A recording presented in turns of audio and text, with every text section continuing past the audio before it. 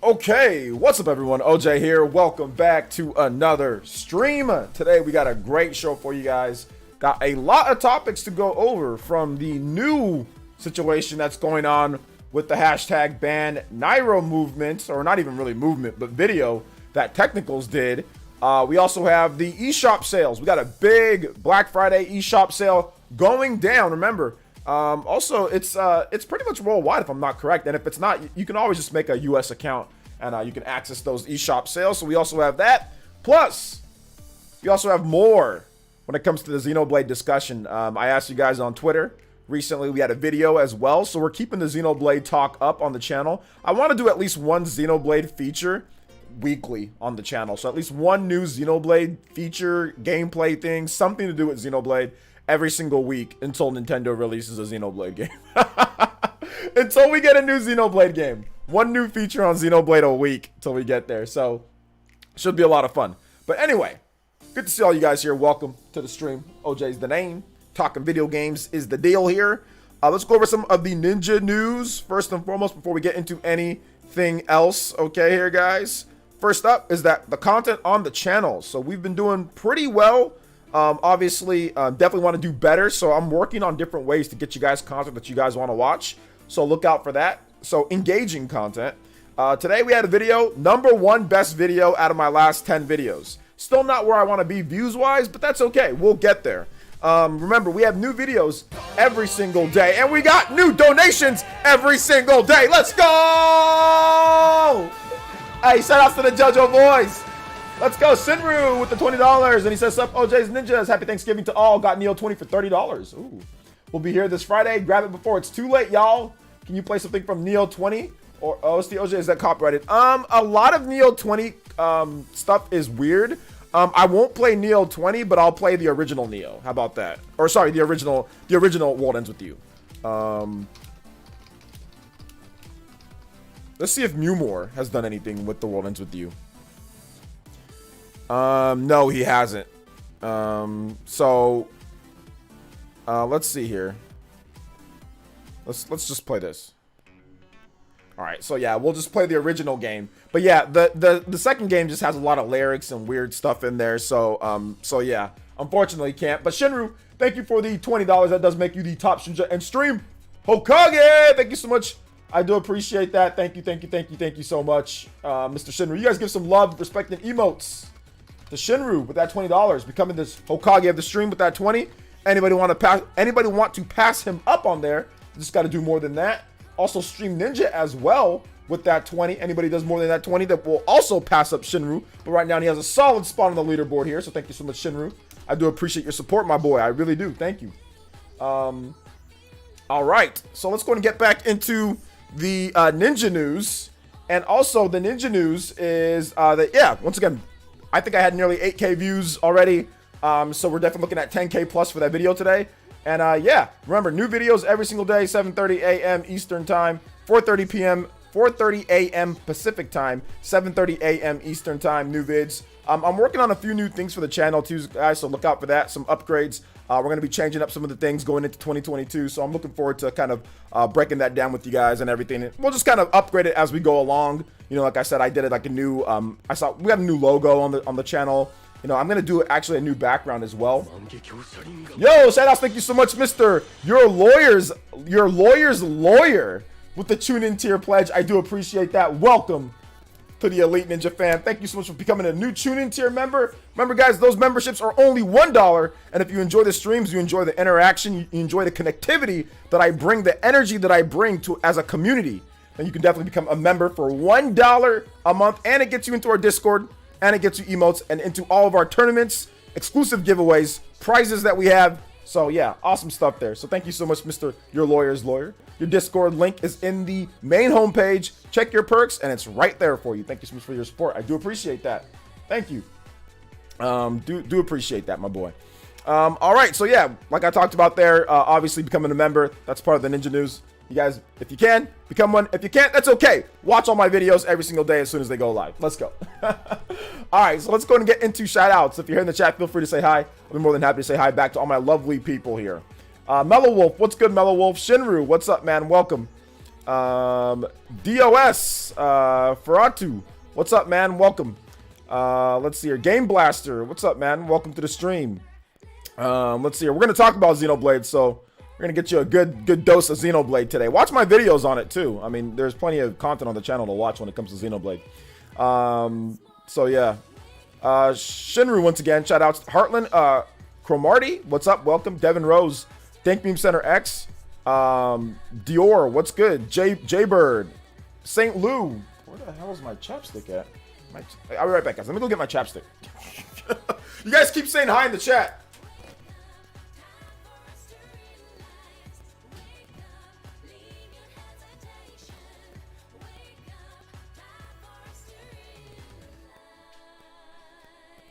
I don't know why. I should just leave my chapstick here at the desk. I don't know why I put it like in, you know, like in the bathroom. It's like there's no point, there's no need in it being there, you know? There's like really no need in it actually being there. It could just be, you know, it can just be like right here on my desk, so I can if I need it, I can just take it, you know? What's up, Mellow Wolf from the land down under? Yo, Party Man, 45 months. What's up, Mr. Davis? I'm going to be streaming on Thanksgiving, guys. I'll be streaming Thanksgiving morning. 45 months of membership. I guess it's time for the time of the month. LOL. Become a member for only $1, peeps. Get to play games with OJ and dope emotes. You won't regret it. Also, let's go 45 months. Yo, thank you so much for the long-term support. Party Man been sub since he was like 3 years old, bro. Shout out to Party Man. I appreciate the support, man. Blue EX with the 10 months shoot-in tier membership. Thank you so much, man. I appreciate that, Blue X. Welcome back to the Elite Ninja fam. Appreciate you, my boy. I appreciate you. Thank you so much, guys. Thank you guys for becoming members. Back to 470. We dipped into the 460 boys, but now we're back into the 470 boys. Let's go. Boys and girls, of course. I'm going to be eating turkey for Thanksgiving. Yes, sir, Mr. Davis. Gina Carlo, what's up? Expect an announcement of Xenoblade Chronicles at the Game Awards? I wouldn't expect it. I mean, is it possible? Yes, but I wouldn't expect it. Let's see here. Skip It Production, what's good? Hey, Beat Queen, the queen of the beats. Zeus Deep, what's good? Welcome to the stream. Shadow, what's up, man? Welcome. Welcome. GS is here as well. Shout outs to the Renangan Ninjas. Pure Eye Ninjas. Yes, no crusty lips. I mean, I'm not trying to have my lips look like Kevin Durant's legs. I don't know about you guys, but did you guys see Kevin Durant's legs? And then you got guys like Nintendo Prime and RGT telling black people not to use lotion. It's like that telling their fans, oh, who needs to use lotion? Who needs to use lotion? Sorry, you got all sorts of people that are watching your stream. You can't sit there and they didn't say telling black people not to use lotion when they know good and well that all types of people watch their content and they're out there on Twitter telling them, who needs to use, why should you use lotion? Who should do that? It's like, No. Did you guys see Kevin Durant's legs? That's why, if you're black at least, that's why you use lotion. His legs legitimately turned into beef jerky. Like, without using, you can tell he didn't use lotion for probably weeks. This man went without lotion. His legs were crusty, as in like super crust, as in like extreme crust. Like, I mean, like, it's like Ashy Larry. Like super Ashy Larry legs, bro. Like, look at this. Bro, look at this. Look at this man's legs. Look at this man's legs. Did you guys see this? Let me see if I can get a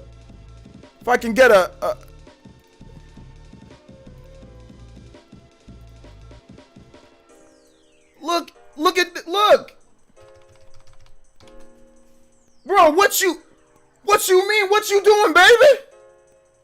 What? Look at this. Look at this. He's like white. Sebastian Guerrero with the $5 says, in a responsible, will likely be a heavy topic. Yeah, happy Thanksgiving, justice for Ahmad, and please play any Xenoblade Chronicles 2 song. All right, we got you, man. We got you. Thank you for the support, Mr. Sebastian. This is how white people look without lotion. This is what happens to your skin, and you got weirdos like Nintendo Prime and RZT telling you who needs lotion. I guess Kevin Durant was listening to them on Twitter, because this seems this is a blasphemy that someone as rich as Kevin Durant would not, and his legs would look like this. No, it's real. Oh no, it's real. This is 100% real. This is 100% real. He was warming up, and like they were taking pictures of him, and they noticed like from far away that his legs were like white in between. So at least I think somebody thought that he was wearing like camo print, or he was wearing like a white spandex underneath his spandex, because he already wears spandex like underneath. Somebody thought that he was wearing spandex or like some type of print underneath his spandex. So then they zoomed in to kind of see like the picture a little bit better, and they're like, wait a minute, those aren't spandex, or those aren't like camo print or like different types of like a print. It's actually his legs. bro I couldn't. Kevin Durant's one of my favorite players of all time, but this is not good. This is not good. It's not good, man. It's not good. Yeah, he wasn't too happy about it on Twitter either. The black, bro, it would have looked bad in any uniform. It would have looked bad, but yeah, you can definitely isolate it a bit more with the black, you know. So yeah, looks like ice that's broken. Yeah, man, I'm telling you, yeah, those are some ashy legs. My man had the ashy legs. They were pretty bad. So yeah, use your lotion, brothers and sisters out there. Please use your lotion. All right, let's get some Xenoblade 2 music. Thank you so much, Sebastian Guerrero. I appreciate the support on the channel. Appreciate the support on the channel. Let's get something kind of smooth. How about let's get some relaxing. Oh no, that's not Xenoblade 2. All right, let me see the view. Let me view the whole playlist when it comes to just get something kind of. Get something kind of. There we go. All right, let's see. No offense, but it looks like an alligator skin, man. But yeah, it looks like alligator skin. Hey, no problem, Amiibo fan. I'm here to help. Vinnie Mac, when you got Kevin Durant money, you don't really care what people think. But then the funny thing is that most people wouldn't with that Kevin Durant money. But Kevin Durant seems to actually care about what people think, though. I don't know if you've seen Kevin Durant's Twitter account or if you've seen, you know, what he says and stuff like that. But he actually seems to care for a lot of different things. So it is what it is on that end, you know. Oh man. Let's see here. Katie looking like Cobra Commander. Oh my gosh. Yeah, dude. About to jump into SMT5 hard mode. I'll be lurking in the chat. Yo, shout outs. Let's go. Did you already beat the game on normal? I don't like to use lotion that much, but I never got it that bad. Psychopie, you're black. You're like African black. Why would you not? That doesn't sound like a good idea, bro. That sounds like a disaster waiting to happen. What you mean? what you mean, baby? What you mean? Let's see here, right? Katie's confirmed reptilian. That just does not sound like a good idea. I don't like to use lotion much. Coming from an African black guy, like, you know, like that sounds like a bad idea, baby. What's up, Style Boys? What's good, man? Is there any Black Friday deals that you link that must pick up? Yeah, check out my video I did this morning. I did a video, Edgar, about the my must see Black Friday deals. We're just going over the eShop sales, but I did like a must see or a big first party, you know, a Black Friday deal that I did this morning in the video. So check out my video this morning, and I went over, broke down what are my must-have picks and all of that so just check out that video. You'll see it there. It's also timestamped, so you can just click right to it, you know, and see what the must picks are and must buys. But we're just going over the eShop sales today. So I haven't really looked over all the eShop deals, so I couldn't tell you from the eShop stuff. So yeah, I'm too lazy. How is it? No, has nothing to do with being lazy. Putting on lotion has nothing to do with being lazy, because it doesn't take that long. It's not something that's like, oh, I'm going to be lazy. Legitimately, putting on lotion takes like a minute or two. It does not even take that long to put on lotion. So no, that's not a good idea. Or that's not a good excuse. That's not a good excuse. We got to play a different song though. Hold up. Let me play Elysium. So that's not a good excuse in my opinion. In my opinion, you know? In my opinion, it's not a good excuse, but I mean, that's just me. This is me. Saw the video, bro. eShop sales now in backlog has ballooned. I know it's getting pretty crazy out there. It's getting crazy. It's getting crazy. I would be embarrassed going outside looking that ashy. Yeah, that would definitely be embarrassing. By the way, did I tell you that Nintendo Prime and RGT told you guys, if you're black or if you're dark skinned, he told you guys to not use lotion? By the way, did I tell you guys? Did I mention that? RGT and Nintendo Prime specifically told you guys, yes, you, to not use lotion. I'm just letting you guys know. Yo, Mr. Davis with the $20. Thank you so much, Mr. Davis with the $20. Says, hey, I think you meant OJ. How you doing? I just want to make sure you got my donation. I did get it. I got it not at this point. Thank you for the $20. Appreciate that, Mr. Davis. Thank you for the 20. You guys give some love, respect, and emotes to Mr. Davis with the $20. Appreciate that, my boy. Thank you so much, man. Shout outs. Appreciate it, man.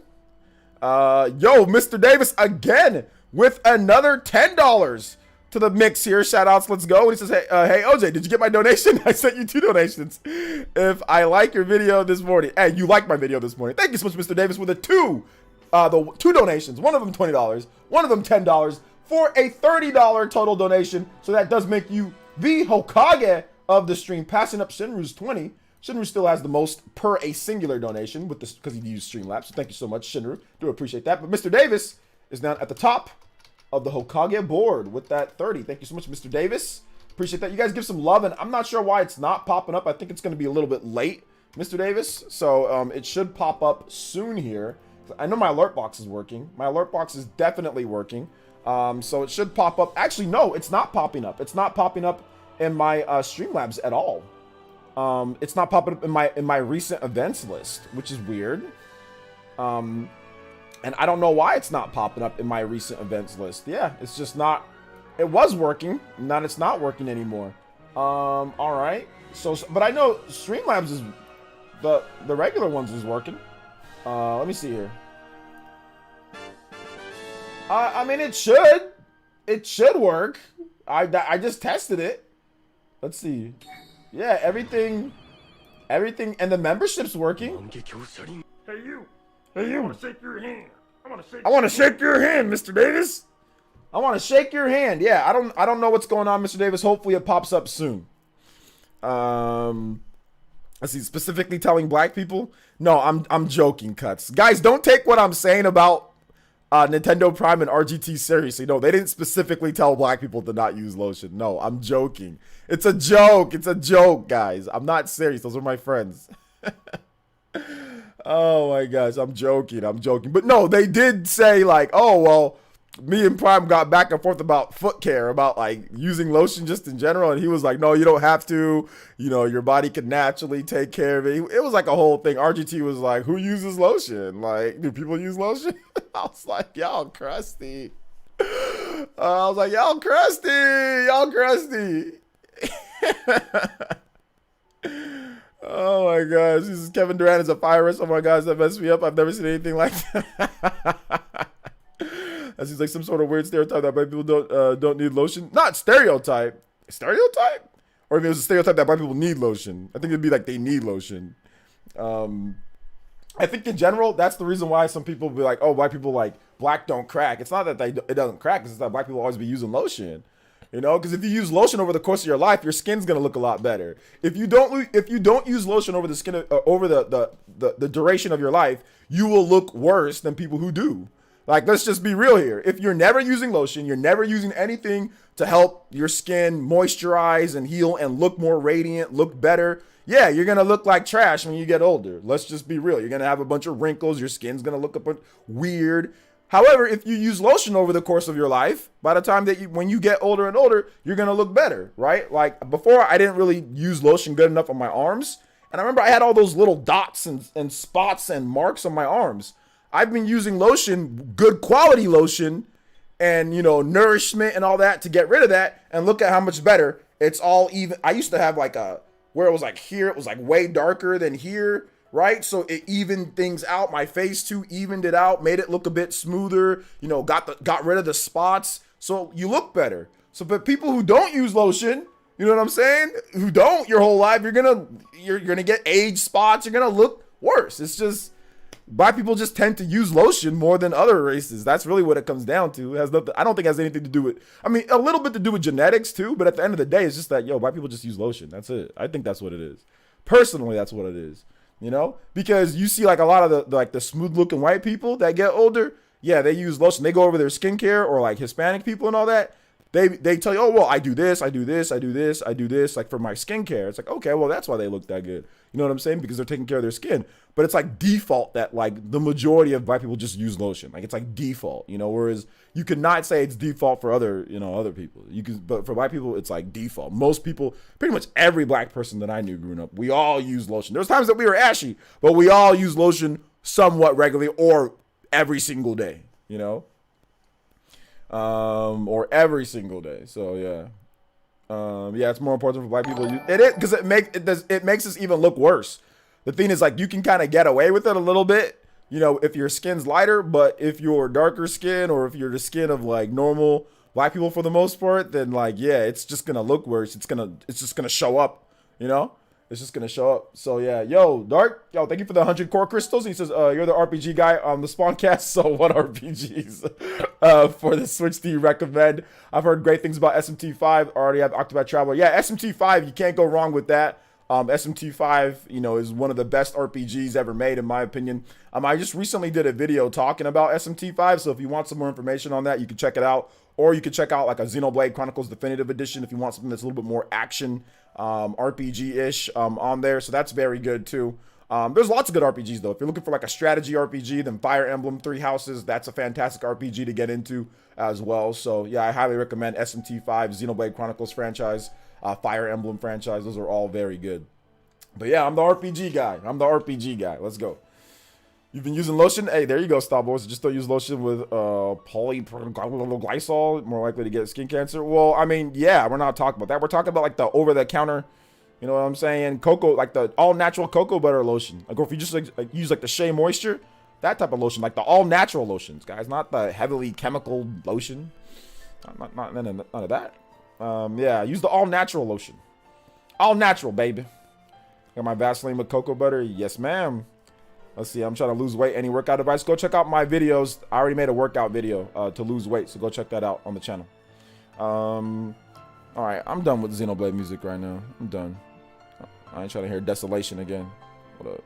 Give me some F-Zero. Or actually, no, give me some Mew more, man. Give me some Mew more remixes. Let's go. Aloe Vera. Yes, sir. Yes, sir, Acrylic. What's happening with Fire Emblem Xenoblade, both Fire in 2022? I don't know, man. I don't know if we're going to get both of them in 2022.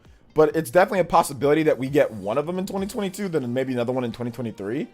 Maybe like Fire Emblem, maybe like the next Fire Emblem game in 2023, and then like Xenoblade in 2022. I think Xenoblade's coming soon. I think Xenoblade's going to be here soon. I think Fire Emblem might be announced next year, but I don't know if I think Fire Emblem might be announced like at the very end of next year, like at a direct. It might be announced, Fire Emblem, and then maybe it comes out 2023. You know, that's a possibility. That's a possibility. So I got good news. My boy gave me a better position. Plus, get ready for change. All right, shout outs. Let's go, Mr. Davis. Good. Congratulations on that. Everyone should have a skincare routine. Everybody should have a skincare routine, Andrew. Everyone should have a good skincare routine. Take care of yourself, you know. But yeah, like I said, I had a bunch of marks on my arm too from football. Like a bunch of just spots from like grass, turf, whatever. Just all these marks on my arm, you know, which I still do have. I still have some spots, but it's nowhere near as bad. My chest, I had a bunch of like darker black dots, just like skin spots and stuff like that. Aging spots, I don't know. And yeah, that lotion, cocoa butter lotion, African black soap, just took it all away. Just got rid of most of it for the most part. You can just go back, watch my old, go watch my old videos from like 2016, 2017. You'll see what I'm talking about. Shinru with the $5 says almost 60 hours into Monster Hunter Stories 2, and I'm loving every minute of it. It's the draw of Pokemon-like mechanics and grabs my full attention. SMT5 is gonna do the same thing once I start it. LOL. Also, got a new wire controller yesterday. Yeah, I think SMT5 is better than Monster Hunter Stories 2 by a good bit, though. Monster Hunter Stories 2 is definitely more on the line of Pokemon for sure. But I think the thing that makes Monster Hunter Stories 2 and SMT5 maybe a little bit more engaging from a single player experience with Pokemon is that you fight with your monsters. You know, it's like, okay, I have this monster, I fight with him, there's somebody else with me. It's not just the monster fighting, it's you fight with them. So I think that's kind of cool, you know, to fight with your monsters more so than you just commanding your monster to fight. But, you know, Pokemon, it's balanced for multiplayer. There's other factors in there that they really can't be like SMT or be like Monster Hunter Stories 2. But yeah, absolutely. If you're into Pokemon, then SMT5 and Monster Hunter Stories 2 are your games, you know, on Switch at least. So yeah, do you think the Xenoblade Chronicles X will come to Switch? Yeah, I actually made a video on that recently, Joe. Check out my video on the channel. It's called Xenoblade Chronicles X Closer. I just made a video like, I think it was yesterday or the day before. So check that out. Xenoblade Chronicles X on Switch needs to happen. Yeah, I think it will. Like I said, I made a video on it recently. You guys can watch that, you know, to get more information, you know, if you think or based on what I know or whatever the case is. Xenoblade Chronicles X is so underrated. I don't know if it's underrated. I don't know if Xenoblade Chronicles X is underrated. I think that Xenoblade Chronicles X is a game that's highly requested on the Switch, or is it not? So yeah, just got here. I wanted to say that with the sale, I'm going to buy Astral Chain and Dark Souls. Yes, those are two really good games to buy. I highly recommend Astral Chain. I need to look over the eShop sale, but I know that GameStop has a $26 sale going on where you can get Astral Chain, New Super Mario Bros, Xenoblade Chronicles, Fire Emblem, The Legend of Zelda. There's like, I think Paper Mario. What else can you get? You can get Kirby Star Allies, and there's like one more. So it's like, it's pretty good physical, and that's physical, brand new. So it's pretty good. Not bad at all, if I do say so myself. Also, guys, we got 197 people watching. I do appreciate you guys. Make sure you hit that like button if you haven't already done so. Get some new people into the streams. Thank you so much for coming through. Stories 2 is probably shorter than SMT5. It just depends on like side quests and all of that. They both can be really long games.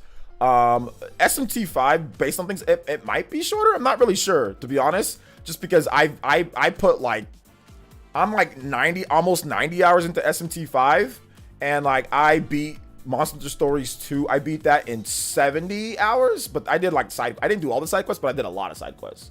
So yeah. Maybe Game Freak will do the same concept in the future. Trainers fighting alongside. Well, they are. It's called Pokemon Legends Arceus. They kind of are though, because they're mixing in the action. Like you gotta dodge and you command your Pokemon to fight. You know, or you're like on top of your Pokemon and your Pokemon is like doing moves like in the water and all that or whatever. So it's like they kind of are already incorporating that. If check out you didn't see the Legends Arceus trailer where like the Pokemon are like attacking your trainer and like you have to like dodge out of the way and stuff like that. So they actually already are incorporating stuff like that. Let's see. Do I recommend Neo 20? Yeah, Neo 20 is great. It's fantastic. Absolutely. Is Monsters Rise? I think you meant Monster Hunter Rise, a good game. Yeah, Monsters Rise is fantastic, Joe. Check out my review on the channel. If you're unsure about if a game is good or not, an RPG specifically or a Switch game, I usually have reviews and stuff on the channel that you can check out to get more information on that. So absolutely, check out my review on it. See what you think. If Xenoblade X had a beautiful and amazing graphics, imagine Xenoblade 3. Absolutely. I mean, that's the thing. Like Xenoblade X was the last time that like Monolith Soft used like that's their A team. It says, oh, 27 sale is dead. Oh, it's dead already? Wow, that didn't last very long. Okay, well, there you go. It's dead. Well, if you took advantage of it, then you took advantage of it. Yeah. Yeah, but Xenoblade X looks amazing. So I think Xenoblade Chronicles 3 should be absolutely incredible. Not anymore. Astral Chain is $39. Okay, but still, $39.99 is still a good price. I still recommend Astral Chain at $39.99. So I still recommend it at $39.99. Absolutely. Absolutely.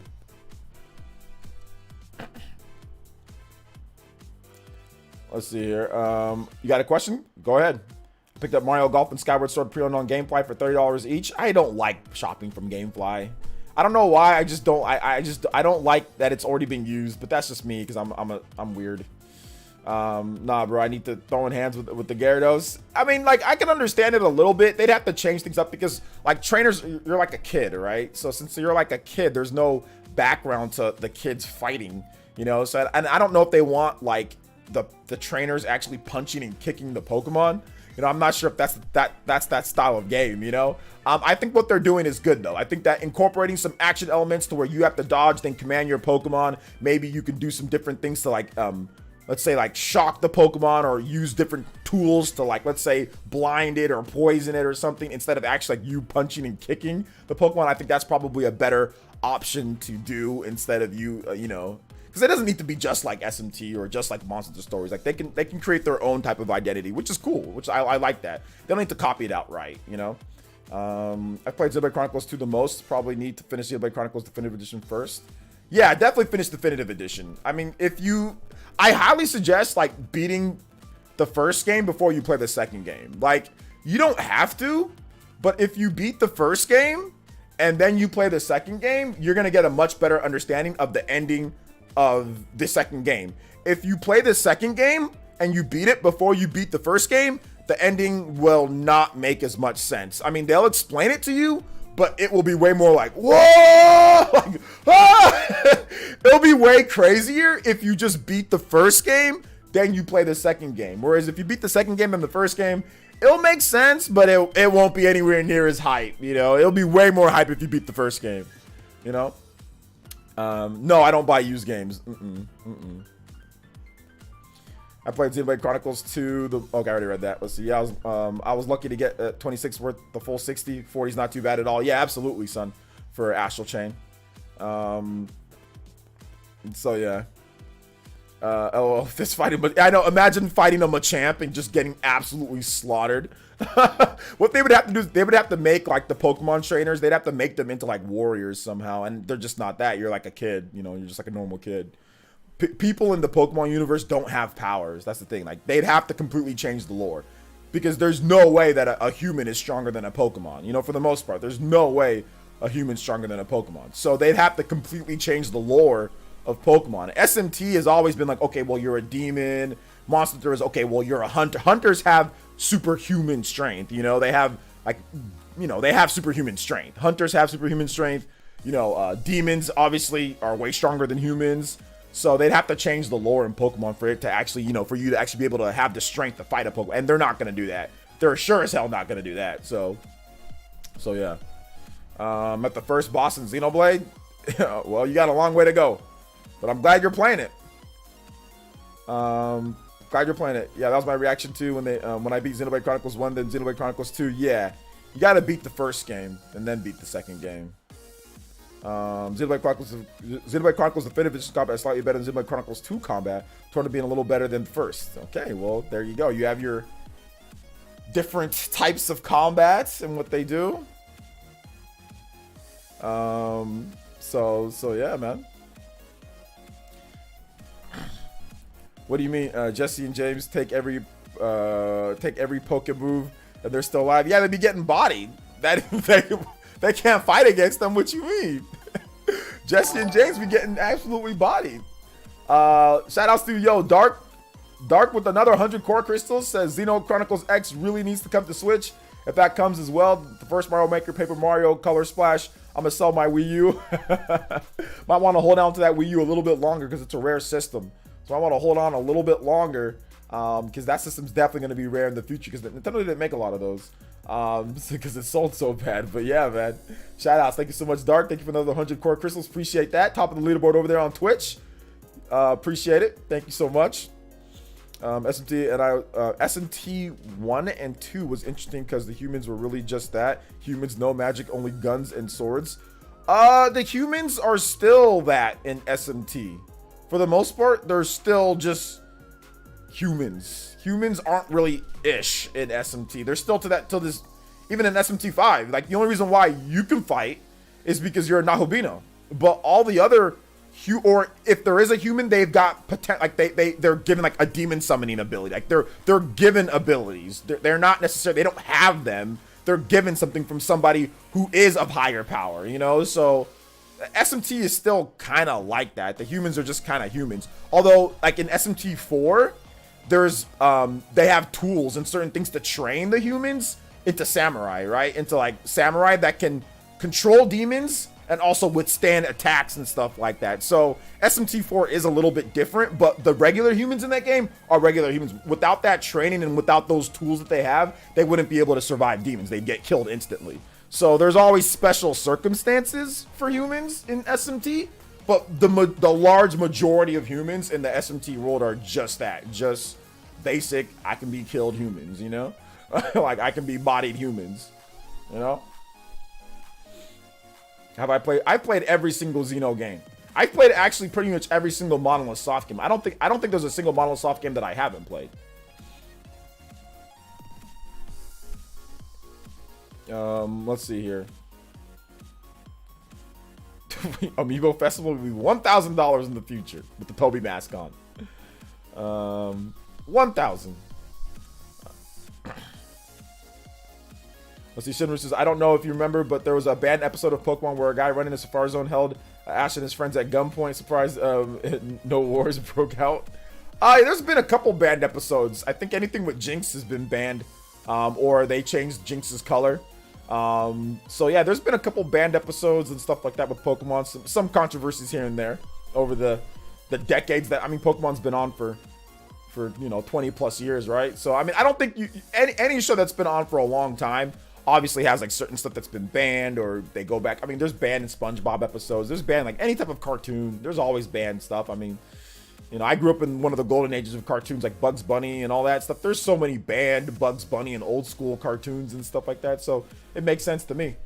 So yeah, shout outs to Mr. Davis, another $5, extending his Hokage lead to $35. Thank you so much. Anybody wants to beat out Mr. Davis at the top of the board, got to do more than 35. Mr. Davis, thank you so much for the support. I do appreciate that. He says, hey, OJ, I got a question. I think about getting the game Zelda, but how's the combat? Is it just like Bayonetta? No, it's nothing like Bayonetta.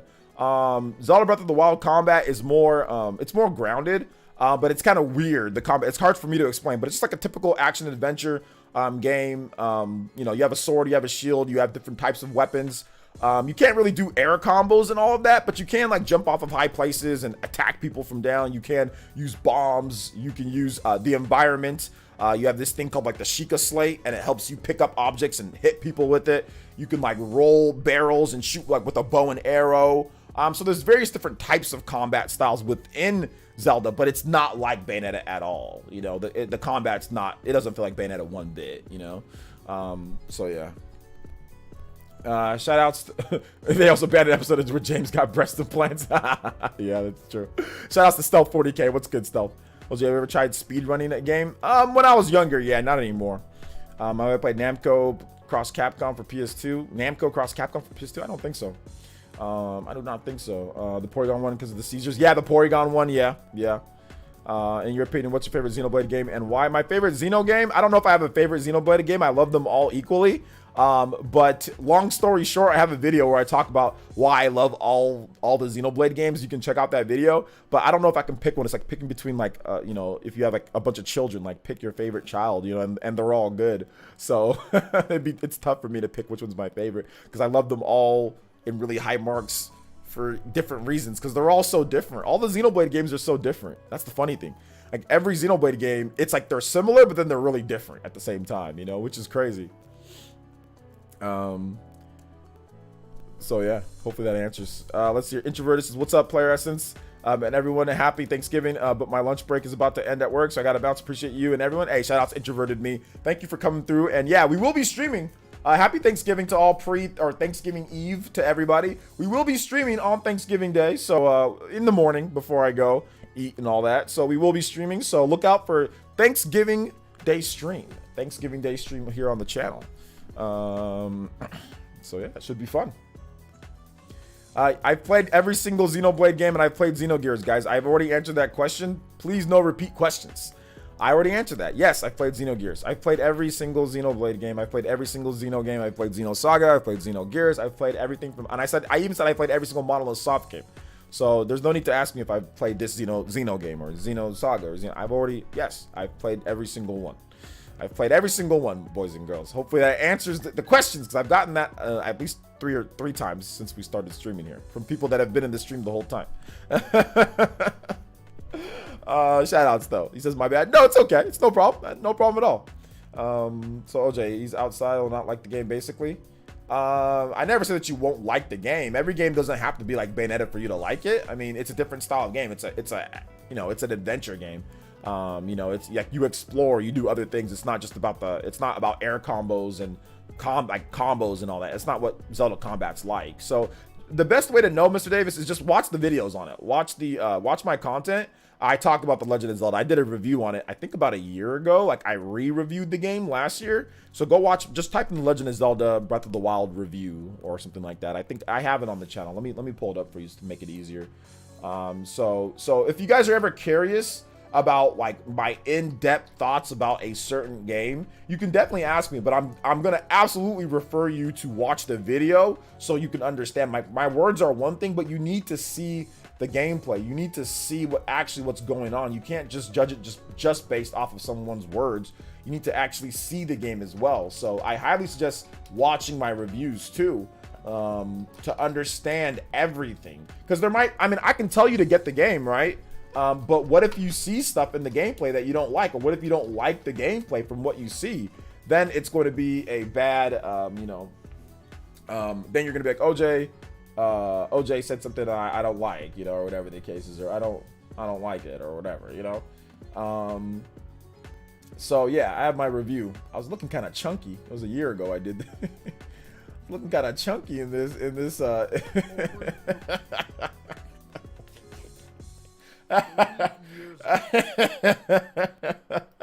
was I that chunky? Oh yeah, it was May in 2020. I was looking kind of like Chef Boyardee. Chef Black RD. Anyway, thank you for the support, Mr. Davis. I appreciate it. Here's the vid. Here's the vid. If you guys want to check out the vid, it's right there for you guys.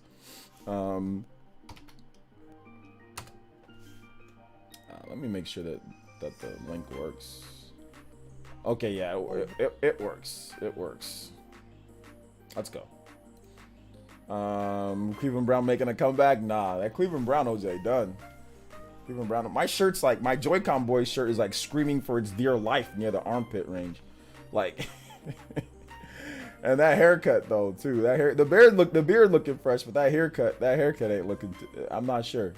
Oh, my hair ain't looking too great right now either, so, but it's growing out. Let's see, I might have to remaster that one. Yeah, I might have to remaster. It got pretty good. It got 10K views plus though on that review.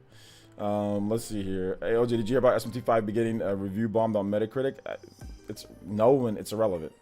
Who cares? Like, seriously, like, who cares? Not me. A single boy tree is not a real Xenoblade tree is not real. I don't know what you talking about, Poe. Let's see here. I give Xenoblade Chronicles 1 and Xenoblade Chronicles 2 a shot, but one thing that stopped me is that the only enemy characters can control mechs. Only Xenoblade Chronicles X changes that, and is one that's kind. I hope Xenoblade Chronicles 3 is more like that. I mean, I don't know. Mechs aren't something that... It just depends, like, if you... And that's why I say, like, when it comes to Xenoblade games, they all have they're all different, but then the same, you know? Because, like, Xenoblade lets you control mechs. Well, some people might not want to control mechs in a game. They might think that just, like, Xenoblade Chronicles Definitive Edition, like, that's better. They rather control humans, you know? So it just depends, man. It just depends. It just depends. So...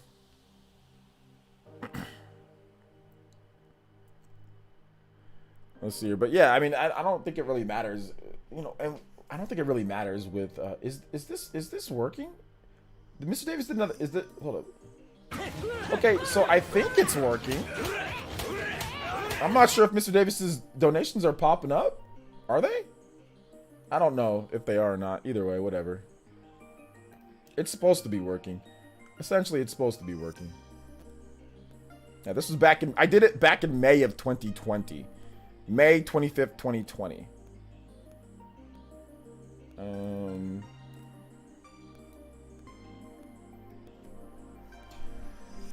That's random. Yeah, so I don't know. Who cares if it's getting review? I mean, like, do people actually care about Metacritic review bombing? Like, I hear people talk about that a lot, and like, I've made videos joking about it. But is that like a big deal? Like, review bombing on Metacritic? Like, who cares? Like, I don't understand. Like, why do people care about review bombing on Metacritic? I don't get it. So yeah, I don't know why anybody would care. I don't care. So, it depends. Xenoblade is more laid back, while Astral Chain is more intense. Can't go wrong with either. I mean, oh, is he talking about which one to get? But they're completely different styles of games. I mean, one of them is an RPG. The other one's like an action adventure, like action game, like pure action game. So you can't really compare the two. Xenosaga, Xenogears remakes or Xenosaga remakes, it's always possible, but right now it's not looking too likely right now. Emmerich, hey, what's up, Chupa? So yeah,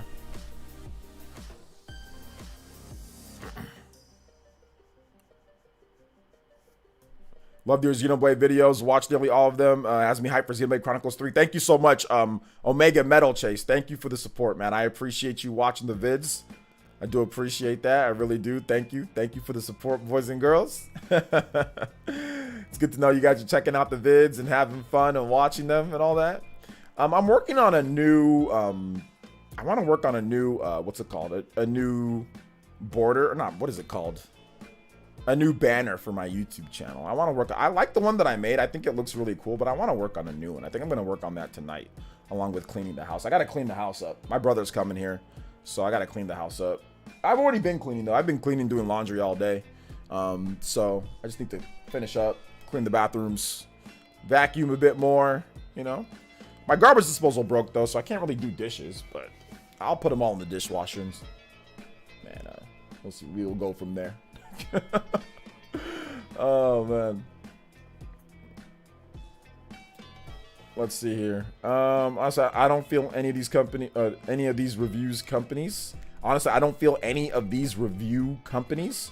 Oh, you don't feel them, like you don't vibe with any of the review companies. Gamer Blaster, that's why I am here. That's why you can vibe with me. You can feel what I'm doing over here. You can smell what the OJ is cooking in the review pot when it comes to RPGs and when it comes to... It's like, here's the thing. When it comes to RPGs, you should never trust a major website. Like, you should almost never trust the major... Like, when it comes to RPGs, you should never trust the major website. Like, honestly, you should... Like, you could reference them, but should you trust their reviews? No. The only major reviewer or the only reviews that you should trust when it comes to RPGs are mine. That's the...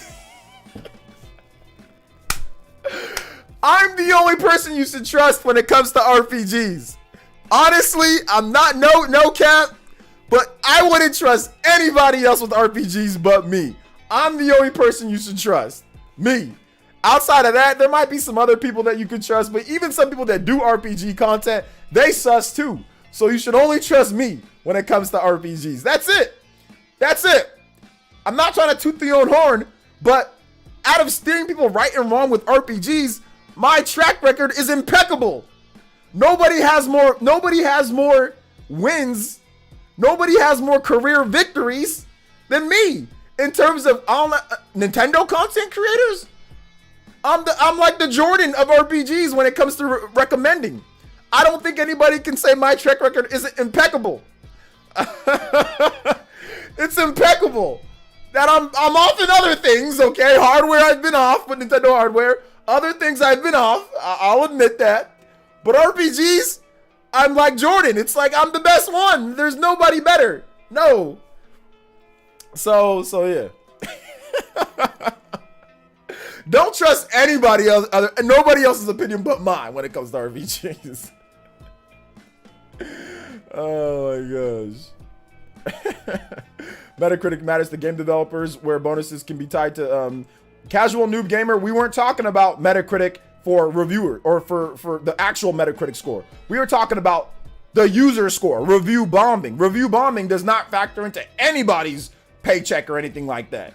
So no, you didn't understand the context of what I was saying. He was talking about review bombing. I didn't say the actual Metacritic score. I'm talking about review bombing. Review bombing and the user score, that does not matter at all.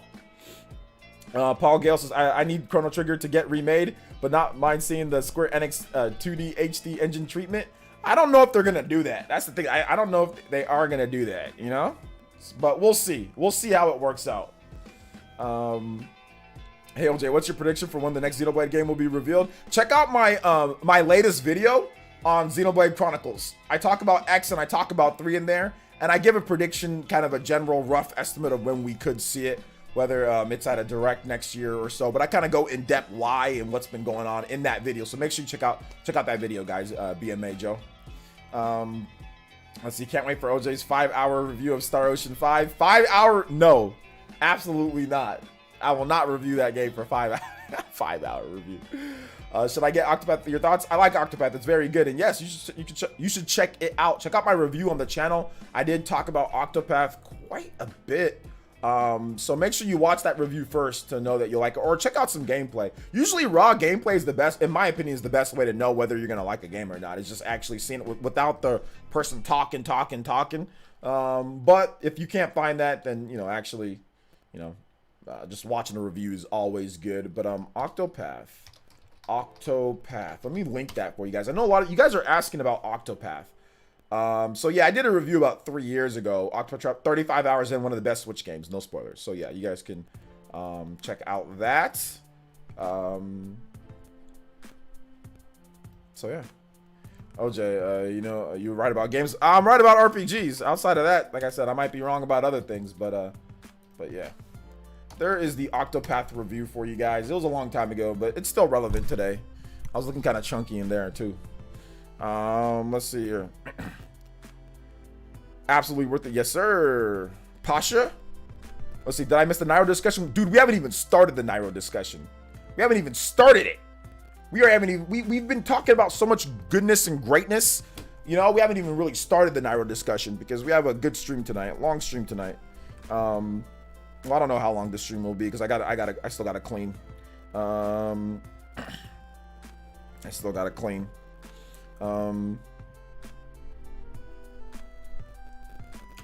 Let's see. If OJ's the Jordan of RPG opinions, what am I? I don't know, the Jordan of Twitter RPGs. Twitter RPG Jordan. Oh my gosh, dude. Oh yeah, well, I'm ready to go for the fire OJ shoes. Let's go. Let's get it. Let's get it. Smash community is whack. Smash community is kind of whack. So I guess the situation with right now, there is a brewing predicament that is going on right now. And I mean, I think everyone thought that Nairo was kind of in the clear. Oh man, here comes that boy Technicals. Technicals comes out of nowhere and was like, I see hypocrisy. I see nonsense. I see stupidity when it comes to it. So I'm gonna tear this down. If I was the Smash community, I would be sweating bullets. If I'm a tournament organizer, if I'm Panda Global, I can see where Technicals is going. And it even gives me a bit of chill, even though I'm not look, I'm working on getting an interview with Tech. He already said, cool. We're gonna set up something. So I'm good. You know, so I ain't worried. But I worry for these other dudes, man. You know what I'm saying? Like, I worry for these other dudes because I can already see where Tech is going. He hinted that he didn't even really hint. He kind of just outright threatened to legitimately burn down the Smash community as we see it. And he's got enough receipts and he's got enough firepower to do it. He threw a lot of heat towards Panda Global. And the thing about Panda Global is that they just have a deal with Nintendo for the Smash circuit. And he kind of threw some ideas that I saw out there, like, wait a minute, you have these people from Panda that have unbanned somebody that has done this. Like, I kind of saw where he was going. Like, when he started saying certain things about the PED ring. You guys know what you can watch the video if you haven't seen it.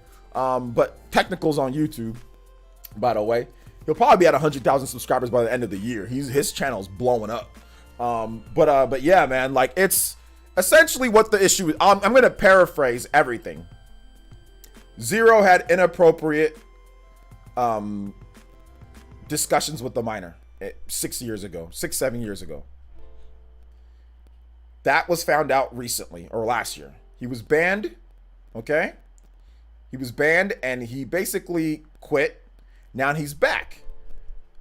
Zero and Technicals worked on a video talking about what really happened and how Leffen, who's another Super Smash Bros. Player, and a girl named Jisoo, who's a Smash Bros. Personality, manipulated information, lied, and basically did a lot of things to get Zero conspired behind everyone's backs and conspired to get Zero canceled. Almost pushed him to the point where he almost committed ending his life. All right. So Zero's back now, though. You know, he's back. He's making content. He's not back to tournaments. He's banned through tournaments. Now, because of Zero being banned and everything, Nairo had a situation with another person, Captain Zach, who was a minor at the time when they had a relationship. And they had a whole legal battle with it. And the legal battle was settled.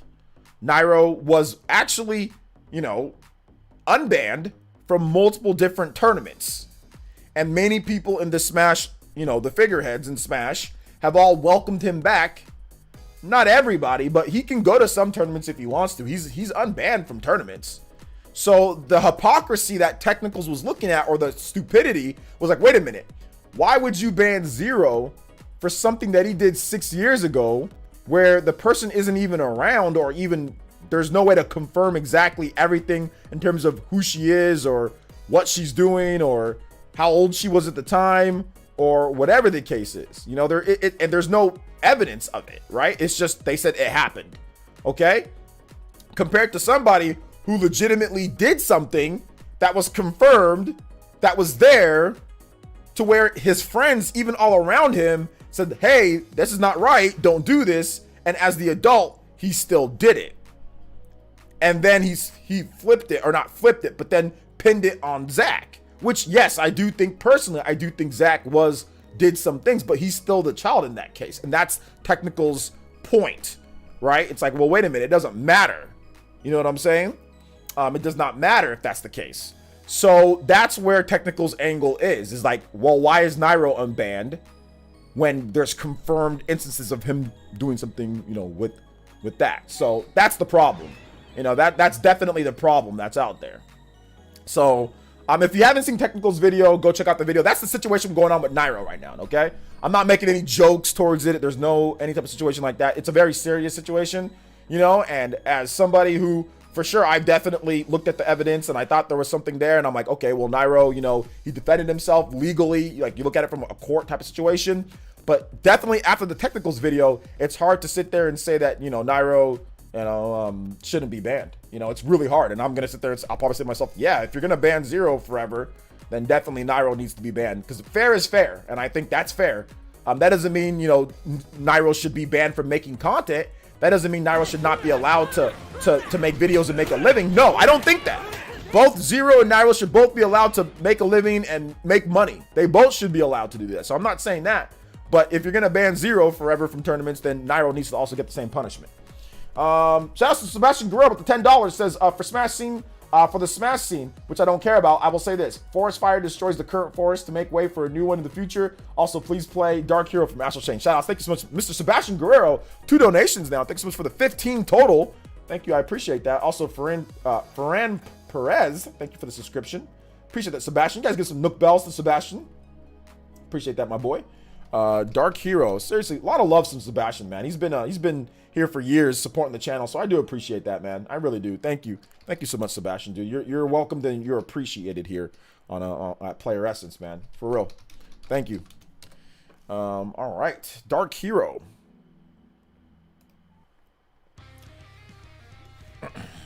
When's the next Fire Emblem going to be announced? I have no idea, but I might make a video on it.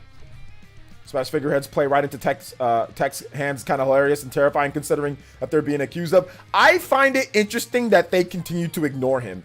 I find it very interesting that they better stop, because now you can clearly see where he's going. I think Panda needs to make a statement now. Like, they need to make a statement like soon. They need to get, and I'm pretty sure they're having talks about this, but they need to make a statement or they need to get something together. And I wouldn't be surprised if we saw something maybe next week. I know it's Thanksgiving week, so they're probably all off from work, but I can almost guarantee you Panda's putting together a statement, or there'll be something that's going to be said by next week from them, because I can already see where Technicals is going with this, and they better say the right thing. Heck, you know, there's times when I think I defended Nairo on certain situations in this. However, I never said that he should be back. I don't think I said that he should be back into tournaments and all that, but if I did, definitely after reviewing what was said here and Tech breaking it down the way that he did, obviously, like I said, if you're going to ban Zero, then that same needs to be said here, you know? It needs to be, I agree with that. I agree with this. Both deserve to live and support their lives. Yeah, exactly. Like, nobody's saying that they're not allowed to make content and work, because content creation is work, you know? So nobody says that they're not allowed, even if they were, let's just say they were guilty or whatever. If there's no legal stuff that's barring them from working, then they should be allowed to still just work. They can work out of their house if they want to, and whoever wants to support them can do that, you know? Shinru with the Zhao boys. Thank you so much, Shinru, with the $10. It's time to get fit with Ring Fit Adventure, yet another RPG, kinda. LMAO. Side note, odd how Ring Fit Adventure isn't available digitally on the eShop. Can you play the battle theme from Ring Fit Adventure? It's not really odd at all, because Nintendo doesn't sell the Ring Fit exercise equipment without the equipment or without the game. So there's no point in putting it on the eShop, because they don't sell it in stores without the game. You know, so that's not odd to me. You know, it's not odd to me that it's not there. I think it was the same like with Wii Fit. I don't think you can just buy Wii Fit, because you would need the balance board and all of that. So it's actually not odd at all if you think about it, Shinru. Like, why would you just sell the game if you need the equipment to play the game digitally? The game is, you need to get the equipment. So they don't want people buying the game and then can't play it because they don't have the equipment. And like I said, they don't sell the equipment separately, you know, like with the thing on the leg and all the different, like the little blaster thingy that you need. So yeah. And they definitely don't want people playing the game without the equipment, because then they're going to throw their Joy-Cons, you know? So they don't want people doing that. They want it secure inside of the stuff. So it's actually not it's not too surprising at all that it's not sold on the eShop. But thank you for the $10 though, Shinra. I appreciate that. Did I miss the Xenoblade discussion? Kinda. You missed the main part of it, but you can still ask questions and stuff. OJ, you know I'm right, because when I blocked, I'll push and where the white that's left because he blocked. Yeah. Like when you, if you're talking about Zelda, like when he deflects it, you know it's right, because like there's like a shine there. Yeah, absolutely, Mr. Davis. All right, next up is Ring Fit, battle theme. All right. There's no what's it called? There's no shorter versions, but that's okay. Maybe they would do it if they made a second game for the Ring Con. They maybe sell the Ring Con alone. They're not going to. So I mean, I'm just gonna tell you guys right now, they're not. So like even like they made like Wii Fit Plus, They still didn't sell Wii Fit Plus by itself, did they? I'm not really. I think they might have, but I think it was bundled with the maybe. Yeah, maybe if they sell a second one. I don't remember what they did with Ring Fit Plus, but Nintendo did not have on the Wii. Nintendo did not have games separately on like the eShop back then. It was just called WiiWare back then. They didn't have it. They had Virtual Console, then they had WiiWare, and they didn't have big games on there. So yeah, really good quality and really innovative. As expected from Nintendo. Thanks, OJ. Hey, no problem. Yeah. Definitely, I think Ring Fit Adventure is much better than Wii Fit. I can tell you that, in my opinion. Zero's okay, not going back to events. Honestly, people would give so much rubbish. I mean, Zero was already done going to events even when he wasn't banned. You know what I'm saying? Like, even when everybody loved him or whatever the cases are, everybody was like, Zero's the best. You know, Zero was pretty much done with events. By the time that Ultimate came out, Zero went to like 2 or 3 events and was like done. He like retired. He stopped because he knew that it wasn't worth it. So Zero didn't even really, he was already done going to Smash tournaments anyway. So yeah. Did Nairo respond yet? I don't think Nairo's going to respond. You know why Nairo's not going to respond? Because Nairo already has a legal case that's situated and settled. You know, and I don't think Nairo planned on going to tournaments anytime soon anyway. So like, you know, I don't know. But now after Technical's video, I don't think he's really going to go to any tournaments. I just don't think he's going to. Let's see. I bought the Mitama DLC for SMT5, but I regret it. They make the game too easy. Then just turn. You know you can turn it off in the menu, right? You can definitely turn it off. That DLC is for like the different demons that you can get. But that Mitama DLC, you can just go to the options and turn it off, Ali. Nintendo is selling the ring at their stores in the replacement category. Yeah, but they're not selling it in stores though. So, I mean, I don't think they're going to expect people to go to the store replacement, buy a Ring Fit replacement, then go to the eShop and buy it. They're not going to. They're just going to want you to go to the store and buy the bundle and buy it all together. Yo, thank you, Chase Tenny. I appreciate. Yo, Chase, what's up, my boy? Hope you have a good Thanksgiving, OJ. OJ Essence, yeah, I'm going to have a good Thanksgiving, man. How are you doing, dude? Hopefully you're doing good. Hopefully you and your fam have a good Thanksgiving. I know I should have a good one. I think I'm going to have a good Thanksgiving, man. I'm pretty sure I will. So yeah. On the topic of multiplayer, would you be down if Xenoblade Chronicles MMORPG ever came to fruition? I think Final Fantasy 14, but Xeno. I mean, I'd probably play it because it's Xeno, but I'm not a fan of that. I'm actually more of a fan of like Xenoblade X multiplayer. Just give me like 4 players where you can go in with your friends. Like, but I don't think they need to spend the time and resources on an MMO. Like, I'm just not a fan of MMO like structure. I'm not a fan of dedicating my whole life to one game for like years and years and years at a time. I'm just not a fan of that. So, I mean, that would probably make them a lot of money. I think they could make a lot of money off of that. But I'm just not a fan of MMOs. I don't play them. I don't like sitting there and playing MMOs for years. I've never been into WoW, never been into, you know, Guild Wars, never been into any of these. And I've tried. I just don't like sitting there playing one game forever, you know. So yeah, I'm not a fan of it. I'd rather just have them just invest into single player experience, like maybe like with like Xenoblade Chronicles X multiplayer, you know.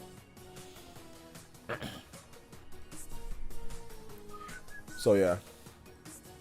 There's MMOs on the Nintendo Switch Online already, and at this point that run just fine, so I don't really think it'd be a problem.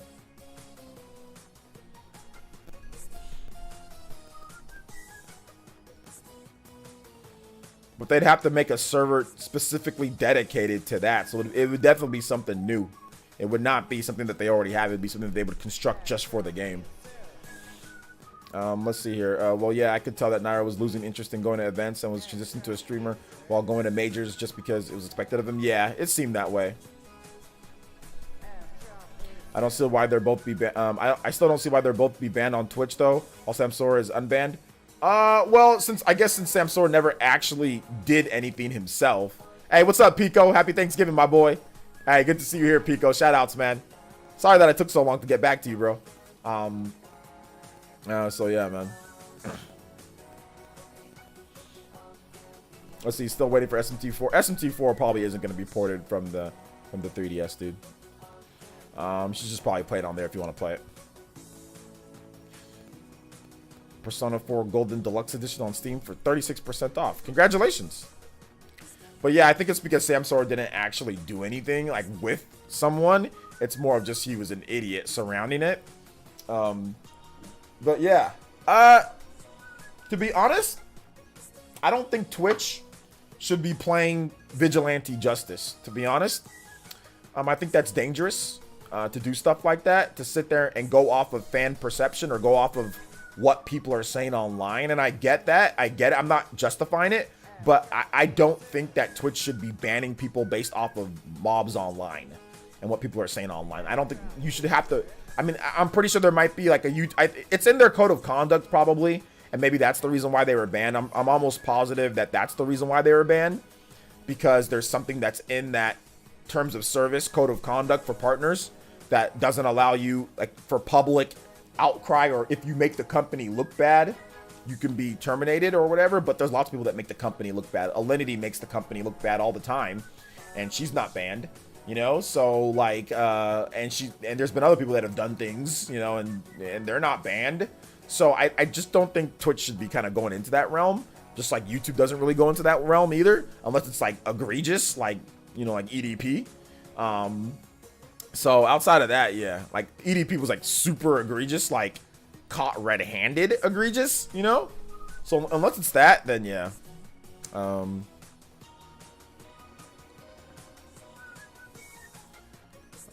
All right, let's see here. Let me go into this next track here. Speaking of SMT4, I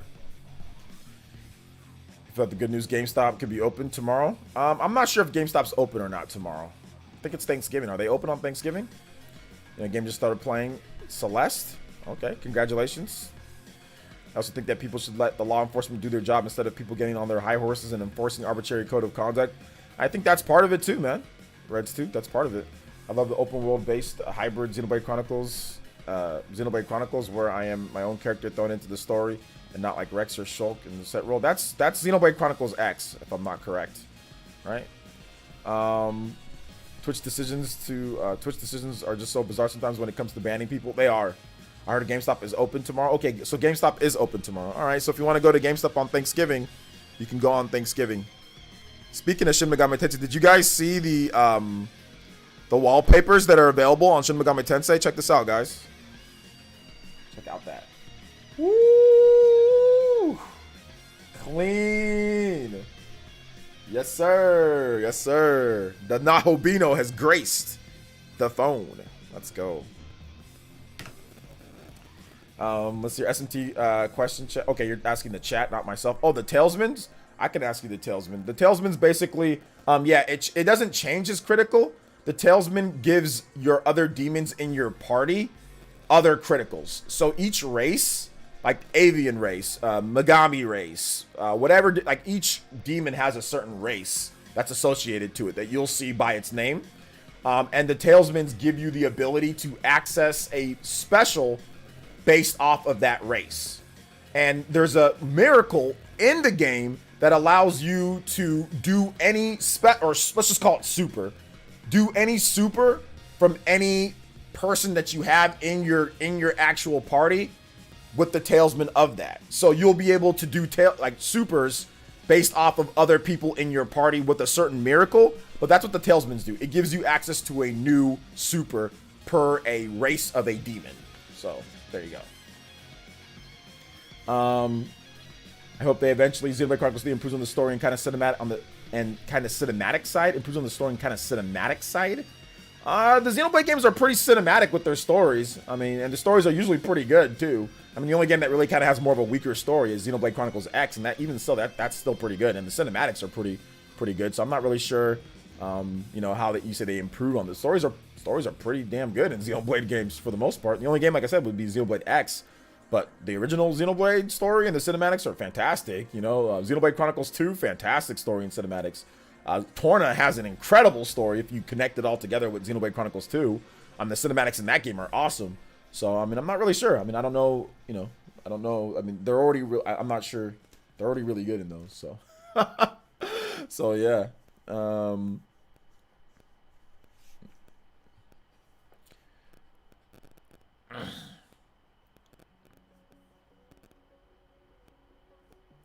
Let's see here. I mean, they made an entire cinematic for Smash, so graphics aren't going to be a problem. Maybe I'm just getting too high expectations these days.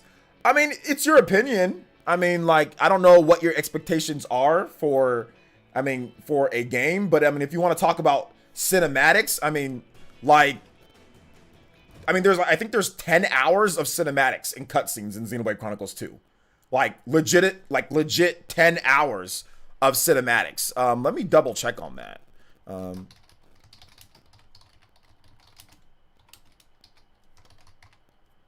So I'm almost positive there's about, yeah, no, 13 hours. There's every single cutscene in Xenoblade, it's 13 hours of cinematics in Xenoblade. There's actually like a thing right here. So, I mean, we can kind of check it out here. So, I mean, the cinematics are pretty. Let's hold up. Hold on. Let me go to this one here. Oh, wait a minute. What happened here?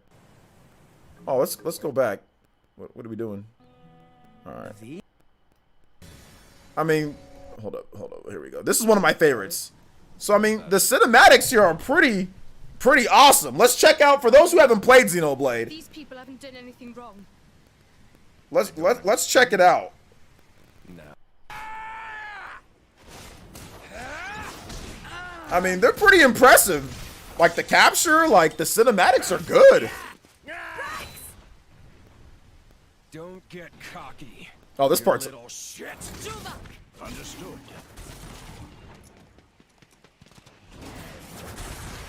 What? I love this part, dude. This part gets you so hyped for the beginning of the game. This is the very beginning of the game, though, guys, so it's no spoilers. Get out of the way, Nia. Have you gone mad? You're the one who was off your nut, wheeling on a child. Nia, I don't think you quite comprehend your position. I love his voice. I love the voice actor for Malos. Starting to piss me off. I love this voice actor. He's so good. Oh, then the first time you hear counterattack. This part right here is freaking sick. I mean, this is pretty much peak Nintendo with cinematics. I don't know if it gets any better than this, what Nintendo's done at least.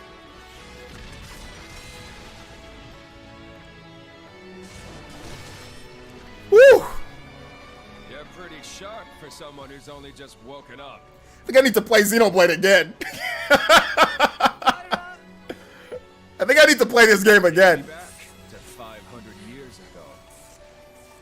What's the deal with that appearance? I'm guessing your goal is Elysium. That is our dream. Then I have no choice. Yeah, to stop you. Yeah, party man, me too. I got goosebumps right now. I got chills.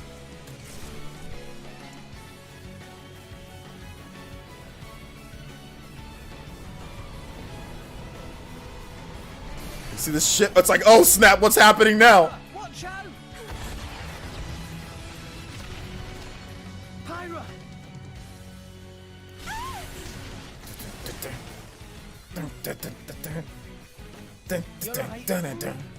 More or less.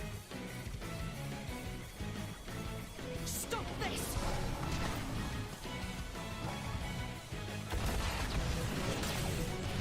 Joe Mark with the defense? They would have been cooked if it wasn't for Joe Mark and Nia.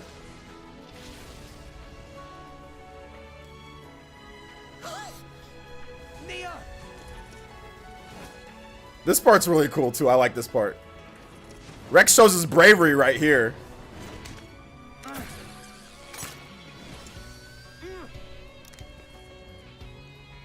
You gotta remember, Rex is like Tough one, kid. But there's only one way this can end.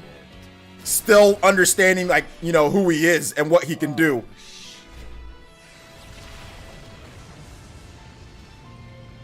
Oh snap! I love this part. I love this part right here. Here we go. Gramps.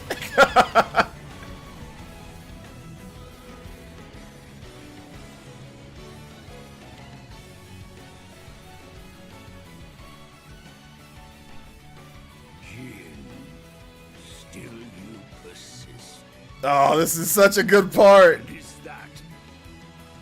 Malos? Azurda. Based Gramps.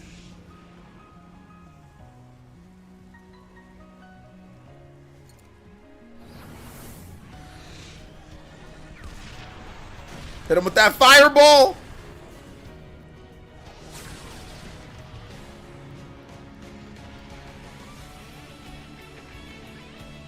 Oh man, this is so. Rex, get on. This is such a good cutscene. Got it! Rex!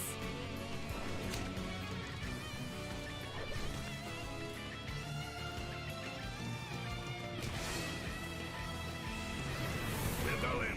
Hold on tight. Stop them! Open fire!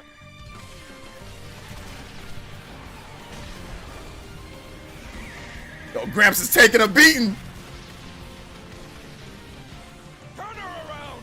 Ready the cannon! It's no use. They're out of range. Damn it! They gave us the slip. Turn around. We're not chasing them? The Aegis is awakened. That's enough for now. I'll have Akos hunt them down. Oh, such dude, the music with it. So yo, I mean, my man Soup.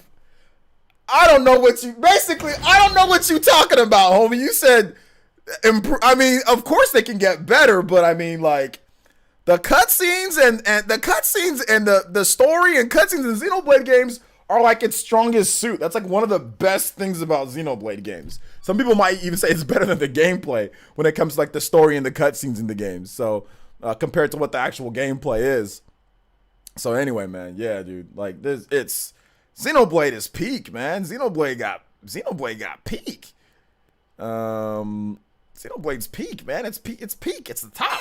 Oh snap! Hold up, that's loud. So here we go. Let me put the music a little bit lower. There we go. All right, that's good. So bring back Fluffy Dogs. Good evening, sir. Apologies for my late arrival. Hope you are well. I'm doing good, man. Happy Thanksgiving to you as well. Shout outs. No, it might be. It's just been a while since I played them. I just got high expectations for Monolith Soft Takahashi. Maybe that's a good thing. Yeah, maybe that's a good thing. It's just that like, and I get that, but like you made it seem as if like the cutscenes were kind of dookie, or like the stories were like dookie. But I mean, or they aren't good. Like that's like the best thing about Xenoblade games. I'd probably say is like the story and the cuts. Like the cutscenes and the story is probably like the best thing about the games. Like the gameplay, I think can get better. Like I like SMT5 gameplay way more. I think SMT5's gameplay is way better, and I think SMT games in general. I think Persona and SMT games are probably have way better gameplay than Xenoblade. But I think that Xenoblade balances things out because of like little things that make it a lot better. Like it's like the little things that kind of say, okay, well that's pretty cool, you know, about like a Xeno game. Like Torna. Although I do think that Torna's gameplay is very, very, very, very, very good and close, but I don't think it's like, I think Torna's gameplay is the most refined out of all of them. Or Xenoblade X, you can kind of, if you like mechs, that gameplay, you know, can be just as good. But I feel in general, like SMT5 is like much better gameplay wise than pretty much every Xenoblade game from a gameplay perspective. But what makes, you know, Xeno so good is that it's a pretty good blend of like open-ended, you know, gameplay, right? You can kind of go in this huge world. You can, you know, you have a lot of different abilities. Your characters are very unique within what each character can do, you know, so it's fun in that way.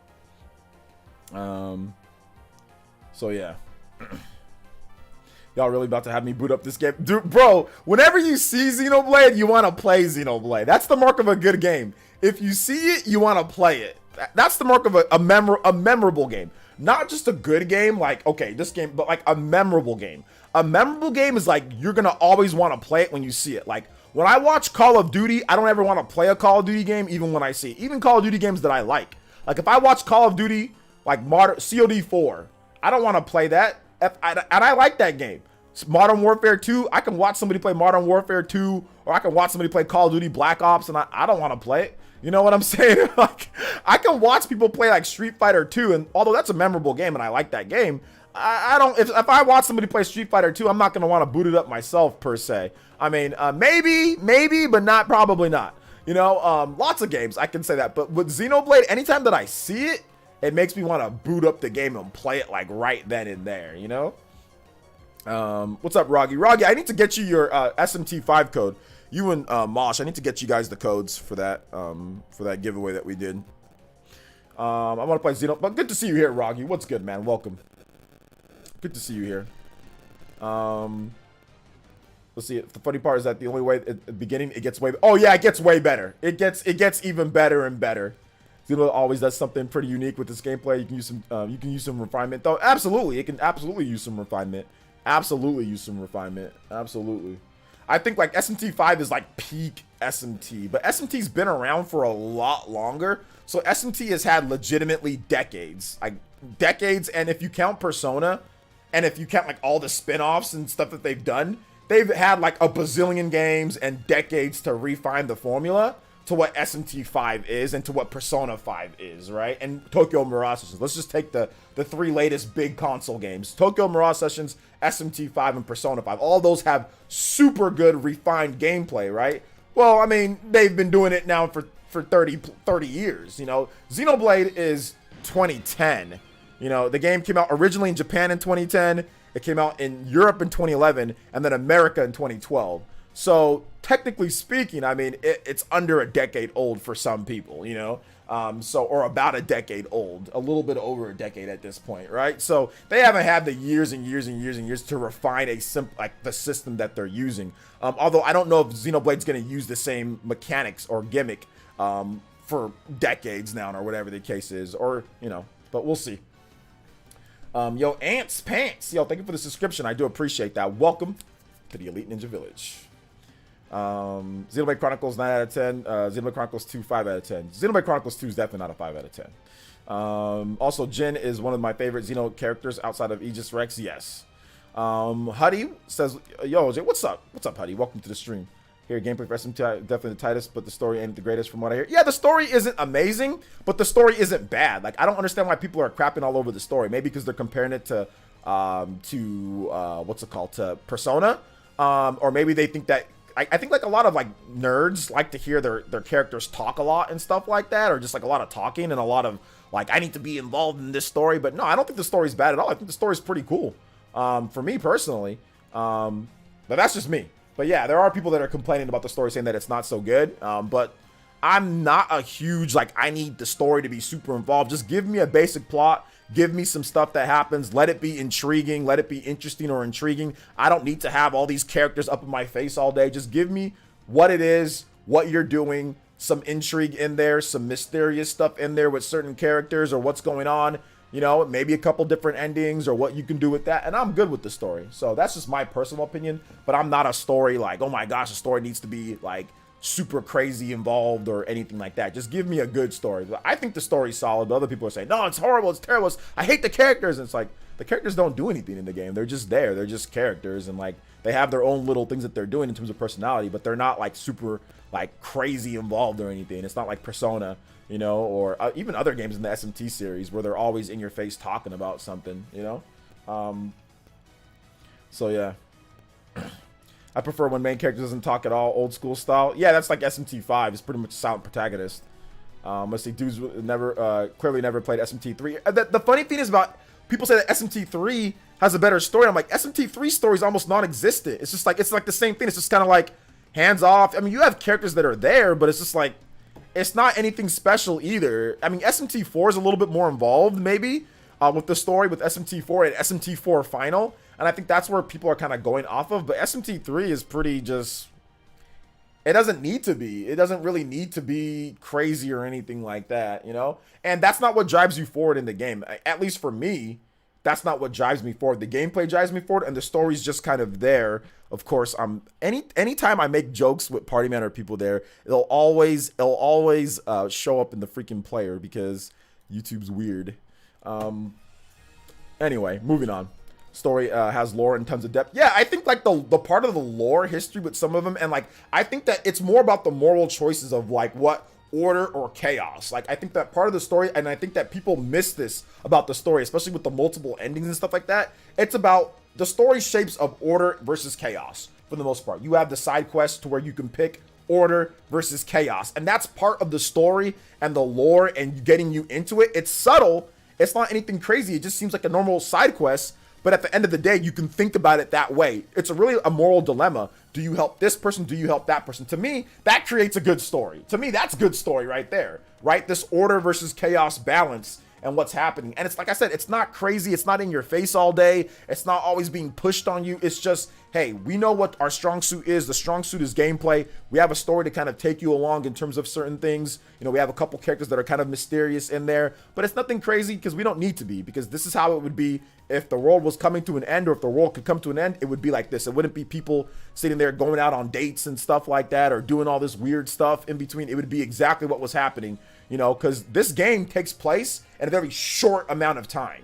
Persona takes place over the course of like 10 years, okay? But SMT5 takes place within the course of a very short amount of time. It's not very long in terms of things. Well, kinda. But, you know, it's just, you kind of go in there, you get what you need to get done, then you go on, you know? So, yeah. The pacing in SMT5 is fantastic and benefits from how the story... That's the thing. And I think that's what people don't understand. They don't realize that, is that if a game is an open world game, or if a game is open-ended, or whatever the case is, in terms of like the pacing of the game, because the game can be beat pretty fast. If you play on easy, and if you play on or safety mode, the game can be beat quickly. Like there's people that are beating it in 20 hours, right? Even probably faster than that, or 20 to 30 hours, right? And first time through. If you speed run it, it can obviously be beat faster than that, right? So yeah, so it's not like there's a lot of cinematics in the game or a lot of cutscenes, or the game is like super long if you don't do the side quests and if you don't collect demons. So the pacing of the game is just set up to put you at certain points where something happens, and then you play the game. You play the game, you just play. So I mean, the gameplay is what steals the show, and the side quests in their game are what steal the show in SMT5. But I mean, like I said, I understand it from some people's perspective. Like I get that. Your video on SMT5 being one of the best games ever was 100% spot on. It really is. But I think that with SMT5, it's really going to depend if you think this game is just like the greatest thing ever compared to not. If you're a more on the casual side gamer, if you're a gamer that in an RPG doesn't value gameplay at the highest priority, then SMT5 might be a little bit disappointing for you. Or it won't, or you're going to complain, or you're going to be like, well, I don't have my characters telling me things and all that, which I love story too.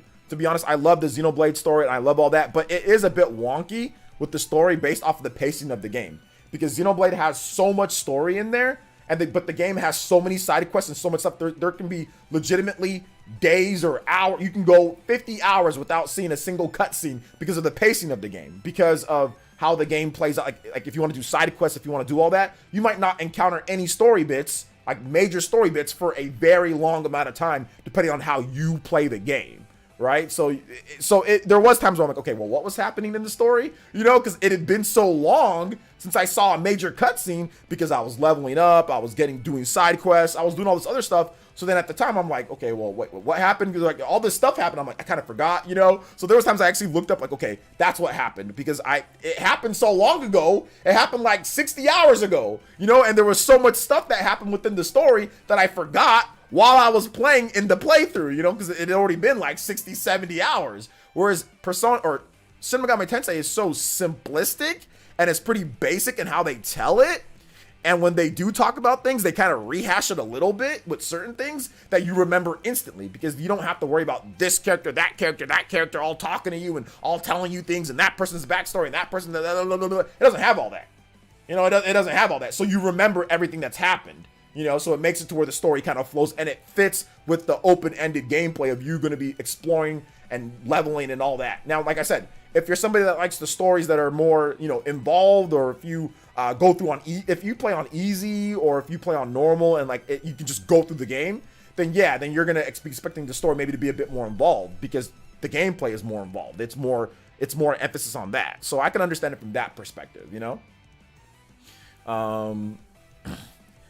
So do Xenoblade Chronicles 2 and X, they are almost overwhelming to the point where I forget what happened, or I don't remember everything that happened in a certain thing that happened because it was so long ago.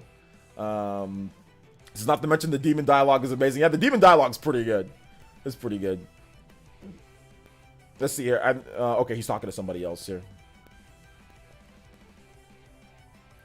I still haven't gotten the first boss of SMT5, and my main character is level 45, all thanks to the Mitama enemies. Nice. Not even got to the first boss. Let's go, level 45. Yeah, so you're just grinding those Mitamas. So sometimes simplistic story is better than complex. I agree. Sometimes it's good. I think it's based on the game. Like, you know, like, I think with SMT5, there's really no need to have some type of crazy, you know, Persona level type of story because it's not that type of game. You're Nahabino, you're with demons.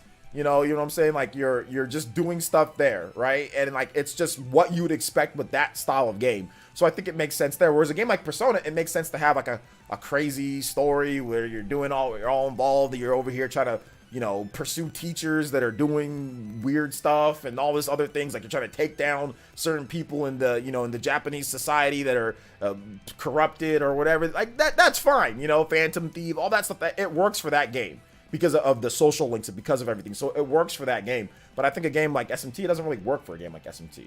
Although, like I said, some people do feel that like other SMT games have much better stories. But it's hard for me to sit there and say like, okay, like SMT4, like, oh my gosh, like I'm so enthralled with the story in SMT4. The gameplay is what makes SMT4 incredible. Story's good too, though. I do like the story because you have that path almost of like order and chaos. They have that. It's very similar in SMT4, the order and chaos path. You know, like one of your guys, he kind of goes rogue and the other person is on the good side. And who are you going to trust more? Who are you going to align with, you know? So that's kind of how SMT5 is a little bit too.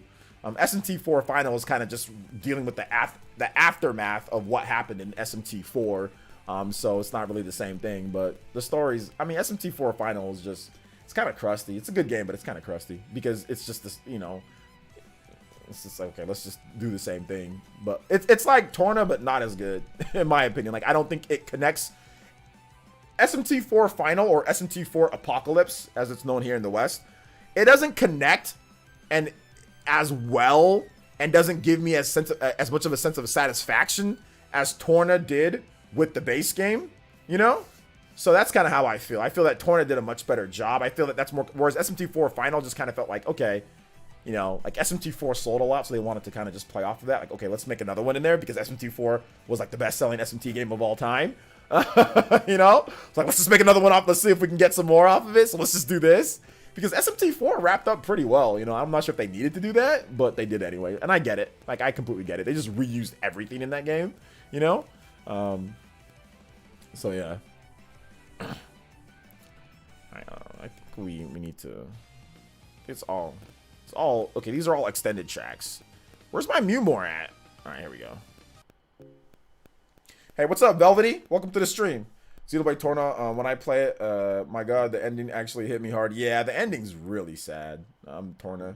Yeah, the ending sucks, dude.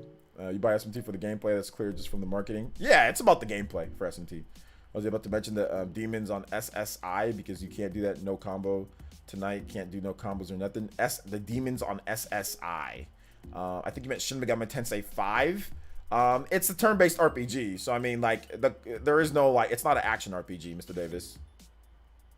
Torna was way better story-wise and combat. Made me restfully disappointed with Xenoblade Chronicles 2. I think that it was easier for Torna to be refined because it was after Xenoblade Chronicles 2. I don't think it makes me upset with Xenoblade Chronicles 2 because that's where they got the gameplay from, was from it. But Xenoblade Torna is such a smaller experience, so they're able to refine the combat, improve, take feedback from what people said or whatever the case. I don't think they even took feedback from what people said. I think they were making the game, but they were able to refine it and make it smaller because Torna is tiny compared to Xenoblade Chronicles 2. So it makes sense that it plays better, to be honest. And on top of that, it makes sense because they did the whole thing like switching the Vanguard and whatever, switching back and forth. That's where they got it from, you know? That's how the Blades did back then. So it made sense that the gameplay was better. And like I said, it came out afterwards, so they had time to refine it, you know, and make the game better. So it makes sense. But it didn't make me disappointed because, I mean, at the end of the day, it does use the same exact system. It's not a completely different system, you know? It's just more refined and better. Yo, what's up, Wound, bro?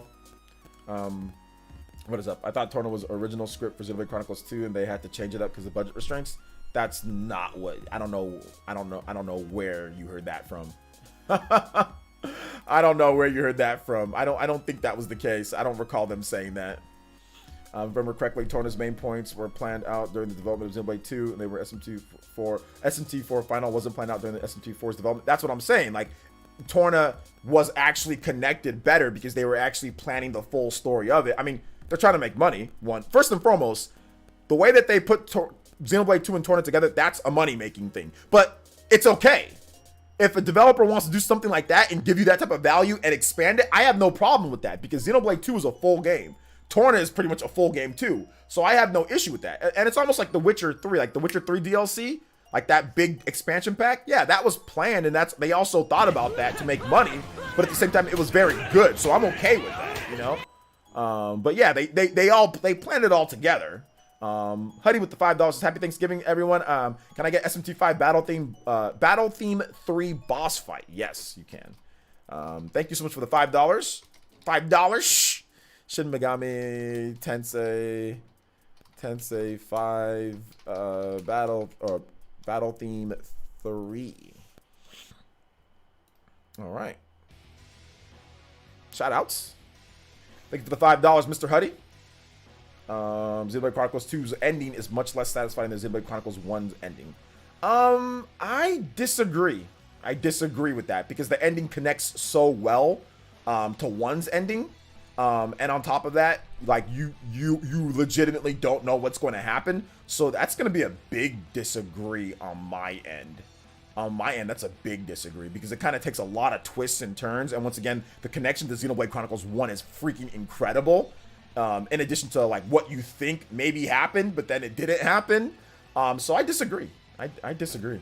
I thought Xenoblade Chronicles 2 ending was very satisfying, and it ends.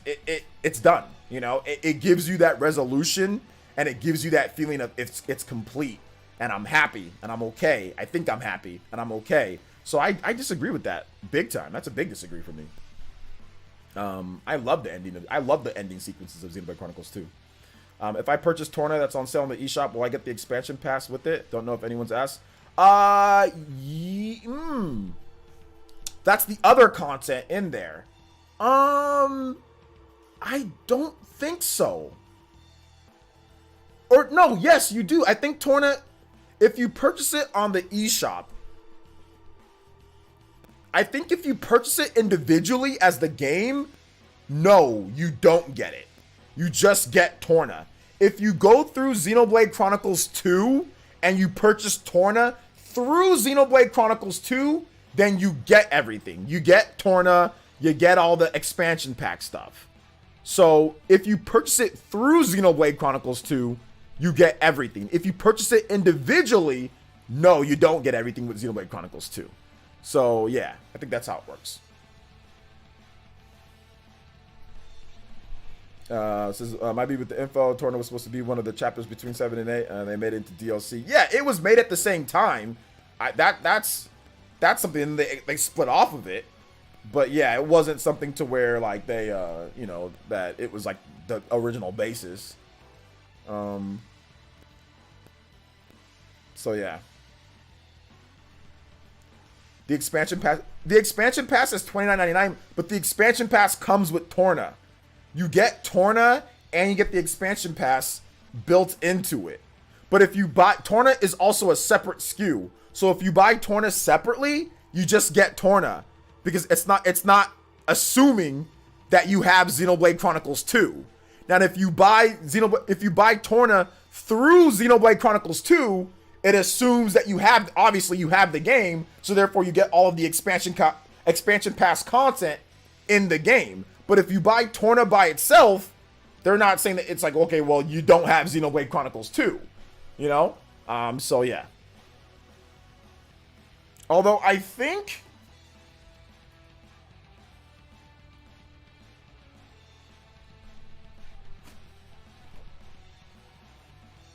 no, you don't get the expansion pass content. Even if you buy physical, you don't. Yeah. Oh, no, you do. You do. Wait a minute, you do. So, if you have the physical, by the way, this is worth a lot of money. If you have the physical version of Torna, it says includes download codes for packs 1 through 4, of the Xenoblade Chronicles 2 expansion pass. The Xenoblade Chronicles 2 game is required to use the expansion pass content and is sold separately. So in the physical copy, they give you the expansion pass content.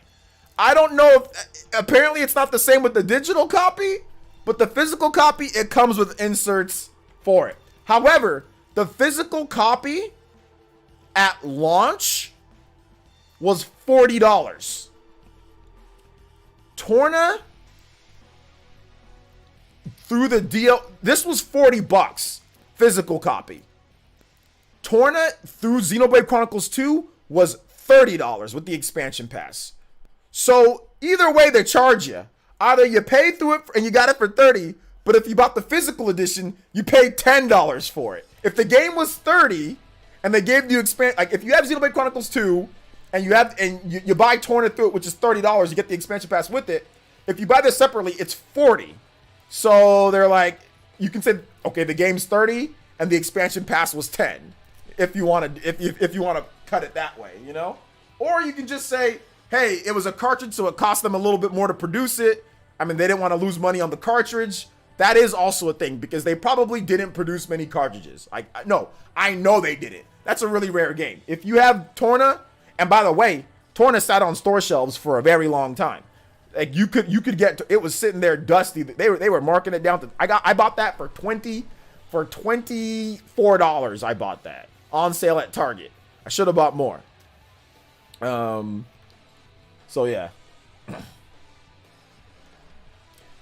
I said, what's up, Velvet? Wait, what did you write? I was in the middle of answering. Okay, hold up. OJ, my game, I'm anticipating Life is Strange True Colors, and has been officially confirmed for December 7th, release on the Switch. I'm super excited for it. What's your take on that? I'm not a fan of Life is Strange at all, Velvet. I think those games are corny. If you want my honest take on it, I think those games are really corny, but I'm happy that you're excited about the game. Like, I think I'm happy that you're excited about it. So as long as you're happy, Velvet, then I'm happy because you're happy. So then that's cool, you know?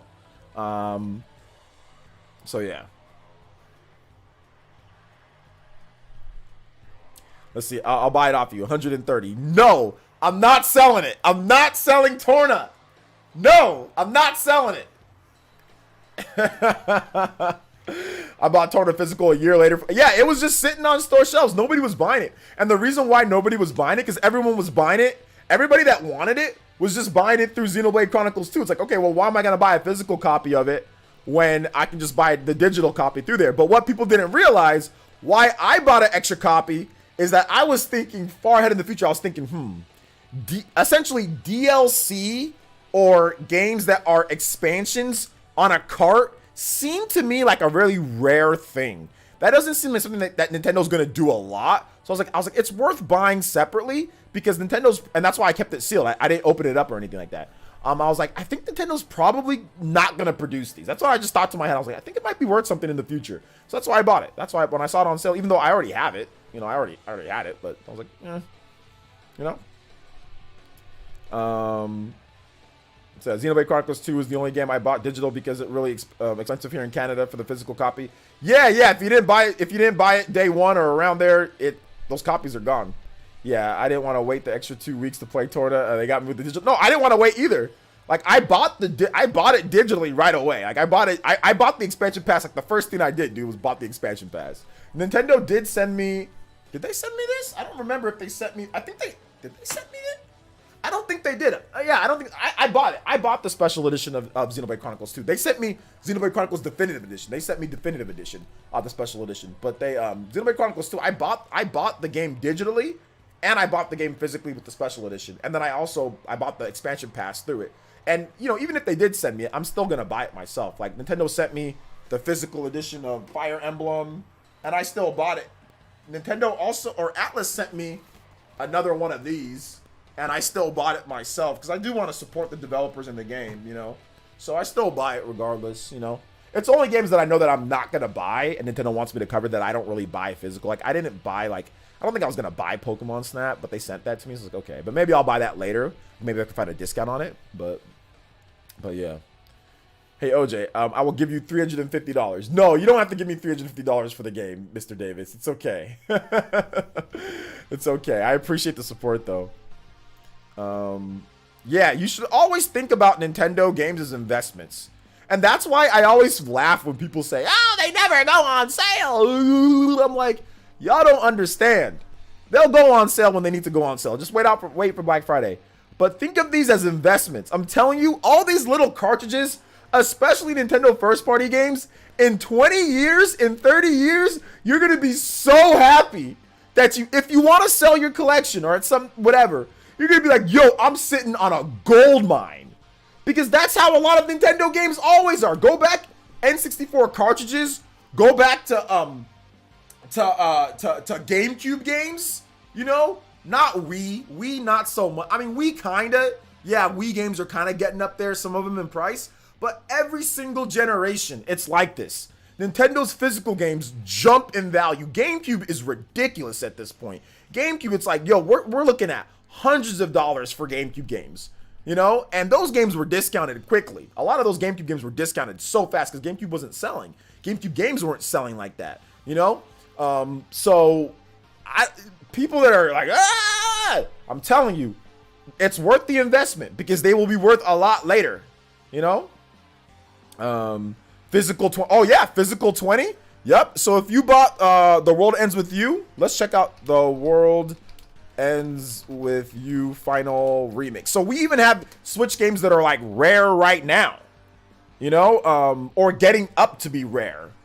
So like The World Ends With You Final Remix, you can get one of them. It's $54 on Amazon right now, you know?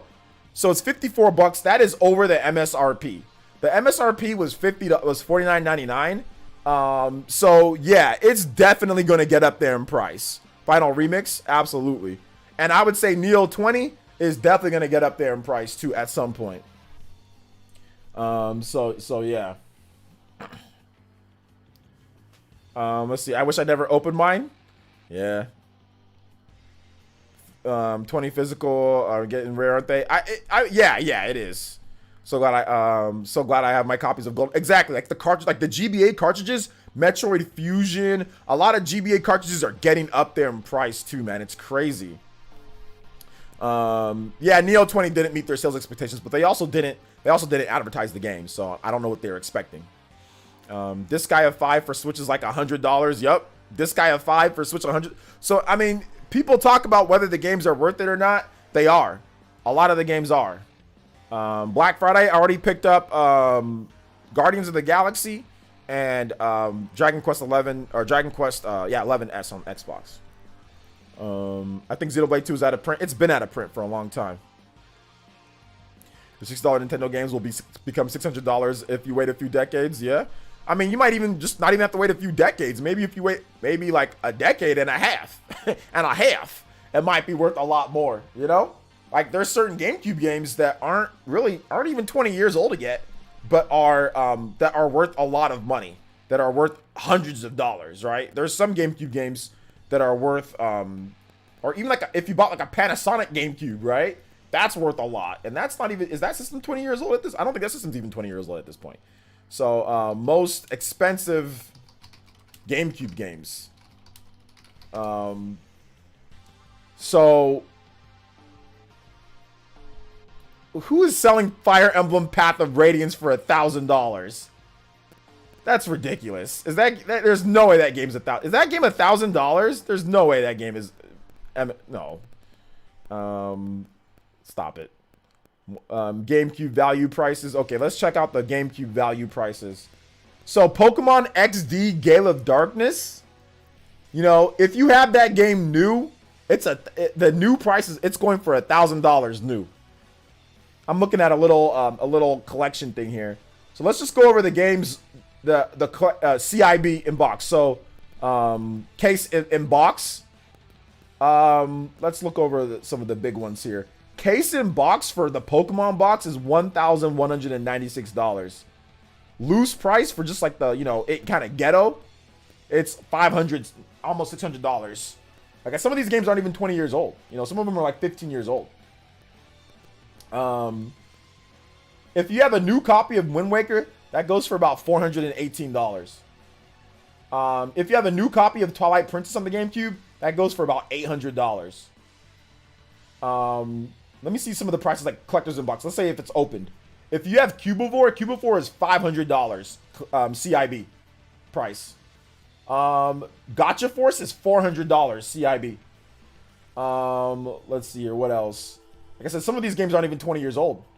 Wind Waker and Ocarina of Time Master Quest, that's $191 CIB. I have that game too. Ribbit King is $230 CIB. Platinum GameCube, the Platinum GameCube system with the Metroid bundle is $892 CIB and $2,499 new. Component cables are $266. Oh my gosh, it's crazy. Resident Evil Chainsaw Controller is $355. Sonic Adventure 2 pack is $872 CIB. Pokemon Coliseum, the pre-order is $349. I actually have that. The pre-order Pokemon Coliseum, I have that. Let's see here. Rally Championship is $120. Spirits and Spells is $200 CIB. NCAA College Basketball 2K13 is $226 CIB. Lost Kingdoms 2 was $148 CIB.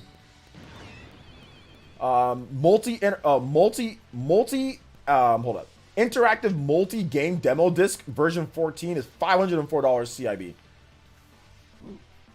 Ultimate Muscle Legends versus New Generations is $105 CIB. Super Monkey Ball 2 pack is $609 CIB. Freaking crazy. There's more. I mean, the list just goes on. So, like, yeah, some of these you don't even have to wait. Some of them you don't even have to wait a freaking like 2 decades for, or decades. Some of them, it's like 14, 13 years, and it will be, because like these are GameCube games. So GameCube came out in 2001. A lot of these games are 2002, 2003, 2004. So some of these games aren't even 20 years old yet, and have been these high prices like after like the 12, 13, 14 year mark, you know? So sometimes you don't even have to wait that long. So to me, it's an investment. 10 years from now, 12 years from now, this could be gold. You could be sitting on thousands of dollars of video games, you know? So, and if you want, you can sell it if you want to. So, Brandon E, thank you for the subscription. Appreciate that. Let me read you guys' comments.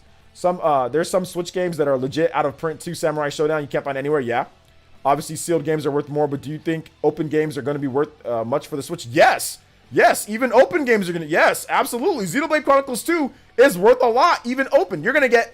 It's obviously going to be worth a lot more if it's sealed, but as we've seen here with the GameCube games, they're worth a lot too, you know? They're worth a lot even just opened, you know, CIB. So yeah. How much do you think 3DS games are going to be worth in 20 years? A lot. 3DS games are going to be worth a lot as well. Yeah. Yo, OJ, frequent Spawncast viewer, first time live viewer. Cheers. Hey, shout outs, Brandon. Thank you for the subscription and thank you for coming through to the stream. I appreciate you, my boy. Obviously, sealed games are worth... Okay, I already answered that question. How much does Magnum Malo Amiibo go for, CIB? I don't know. I can't check it right now, J2 Blue. I don't really know what that would be at this point. But I don't think it's really worth too much right now because it's still kind of new. I was hoping to find Black Friday deal for physical copy of Astral Chain. Yeah, you can get it for $40 right now. GameStop. Being sealed is so... Hold up. Buying sealed is so crushing when you want to play it. Just get it used. I mean, if you want to play it, then yeah, if you want to play it, there's no point in buying it new.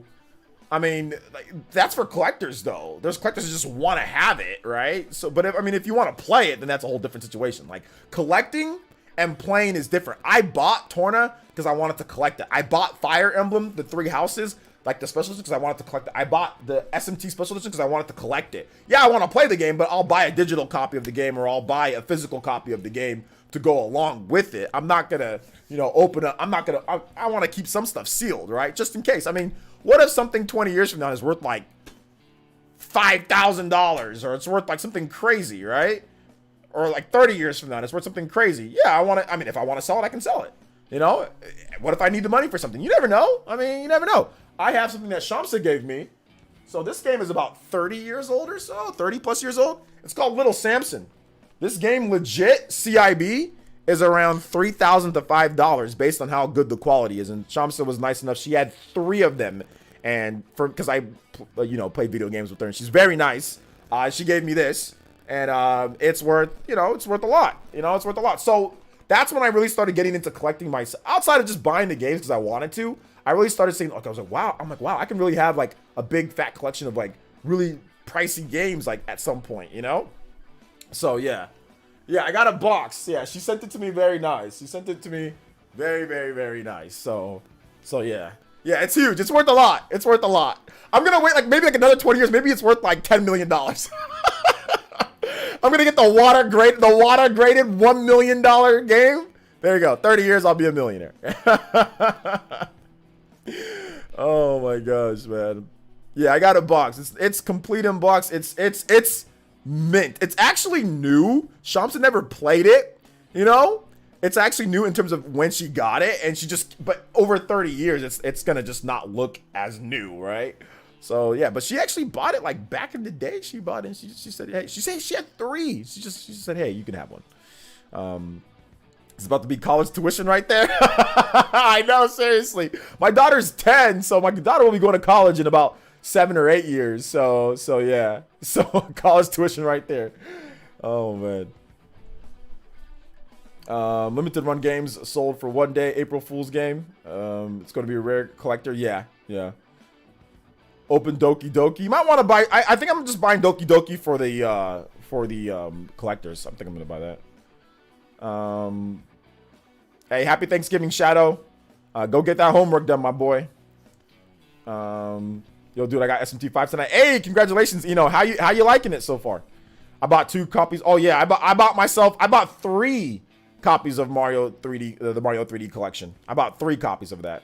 Although I don't know how much that's gonna be in the future because Nintendo made so many of those. Nintendo printed like a bazillion copies of those, so I don't know how much that's gonna be in the future. I think that one's gonna take like a lot of time. Like I'm gonna be old by the time. I'm gonna be like really old by the time that like that game is actually worth anything because there's just too many copies floating around out there. A lot of this money, like how the games are worth, it's based off of the print. If there's a lot of them, then obviously it's not gonna be as rare, right? Like Melee, it's rare, but it's not as rare as some of these other games, right?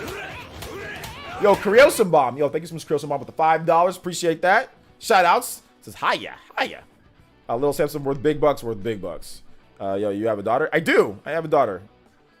She's almost 10. She'll be 10 next year. Early next year, she'll be 10. So yeah, I do. I have a little daughter. Well, she's not really little anymore, but I always think of her as little girl, but she's actually kind of tall. About to pass me up, man. I ain't super tall, but I ain't super short either. I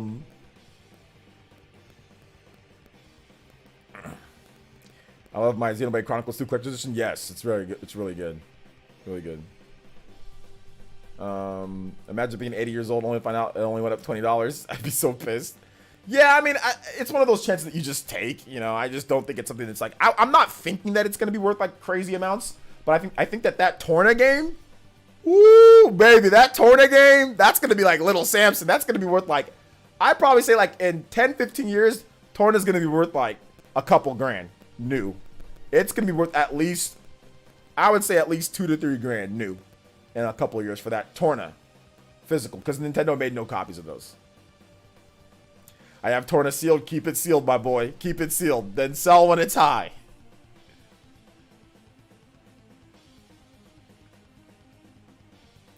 Man, this newer boss like hard counters most of the team fighting for my life out here. Yeah, the newer boss, you gotta I mean, you don't need my help, Chupa. I know you'll take care of it, but just she prepares for her super, so you just gotta do that. But you'll handle it. I know you'll take care of it. Let's see here. I'm thinking of Poke. I got washed the first time that I fought her. Bro, I got washed. I got rinsed, repeated, washed, waxed, booted, bamboozled, destroyed, shablasted. I don't know. Is there anything else? Bodied, stomped, persona all out attacked. Makatsui meter, critical hit. Oh my, I got destroyed. It wasn't like, oh my gosh, like I didn't even put up a fight against her. But after some time, I couldn't outlast her. The endurance with magic and all that, I just couldn't outlast her. And then she just started doing the the Warriors. You guys ever see the Warriors movie when the leader gets killed? You guys are young. You guys haven't seen but there's this Warrior, like it's the movie called The Warriors. There's a video game based off of it too. It's the best. The Warriors is the best video game adaptation of a movie of all time, in my opinion. But anyway, there's this old school movie called The Warriors, right? And all they have to do, it's like street gangs in New York back in like the 60s or 70s or something like that. And one of the groups is called the Warriors, and they go to this meeting to kind of unite all of the gangs in New York. And like the leader gets shot, and everybody's panicking, and the Warriors leader gets beat up, gets killed. He gets like jumped, and they're all punching him like this. They're all like fake punching him like that. The punching looks so, they're like doing like the like Demi Fiend's punches in Shin Megami Tensei 3. Kind of like down now. They're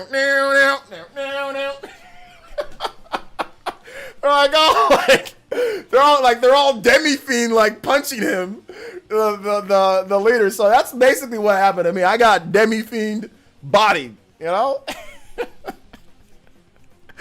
Oh my gosh, y'all gotta watch The Warriors. If you haven't seen the movie The Warriors, take some time to watch it. It's freaking good.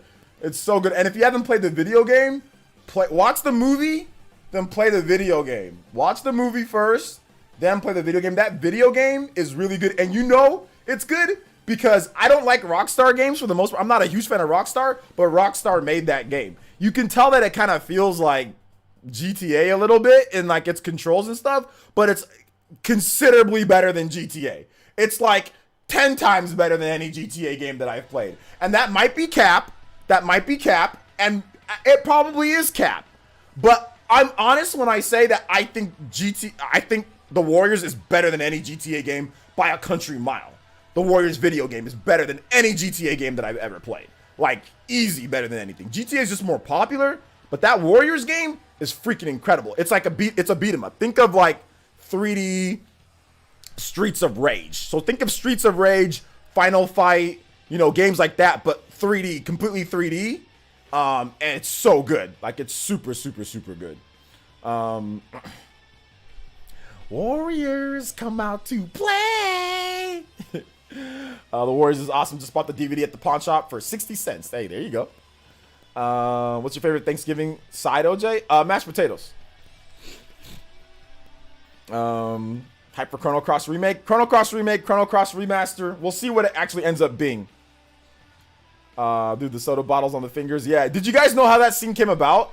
Like, they were trying to think of something to do in that final scene with the Warriors come out to play, and like the actual guy, I think, just randomly just grabbed the bottles, like saw bottles on the ground there where they were filming, and just did that, and then they just went with it.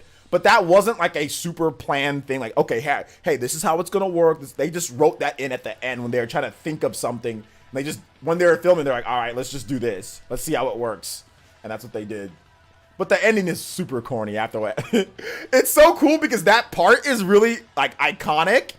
And then what happens after that is super corny. It's like ridiculously corny what happens after that. You think something crazy is about to happen, but it's actually super corny. Can you dig it? Sucker! Can you dig it? Let's see. Should let Rockstar do a definitive remake of the Warriors? Yeah, that'd be hype. Me hoping we get a 2.5D remake of Chrono Trigger. Maybe one of these days. You mean like the HD remake or like 2D HD? I wasn't able to pick up Xenoblade 2 limited edition, but I'm make sure I buy the Xenoblade 3's limited edition once they announce it. Yeah. Now you know going forward. You think Super Mario Galaxy 2 become rare in the few years? Don't see many people with it. Struggle to get it myself. Super Mario Galaxy 2? It's possible. Yeah, it's possible. They made a lot of copies of that game though, but it's possible. Would be great if Rockstar did a new IP. I'll take a new IP, or I'll take Warriors remake or remaster. I'll take both. If they want to do both, I'll take both. You know, I'll take both. I'll take both of them, baby. Oh man, Warriors come out to play. I remember. Yeah, everybody remembers that. That's the most iconic thing about it. You know, that's the most iconic thing about it. Can you dig it? Oh man, that movie's great. As long as Grove Street doesn't touch the Warriors remaster. Yeah. Yeah, they would need somebody good. They would need somebody good doing it. They would need somebody that can actually do some solid remaster work to get something like that done. You know, you would need somebody solid. You need somebody really good. You know, definitely would need somebody really good. So we'll see though. We'll see.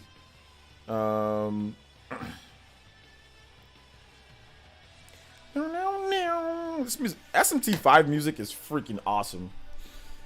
Yeah, I would have got that. Sadly, didn't have the Switch at the time. Yeah. Warriors reference in the Wu-Tang song, it gets me hyped every time.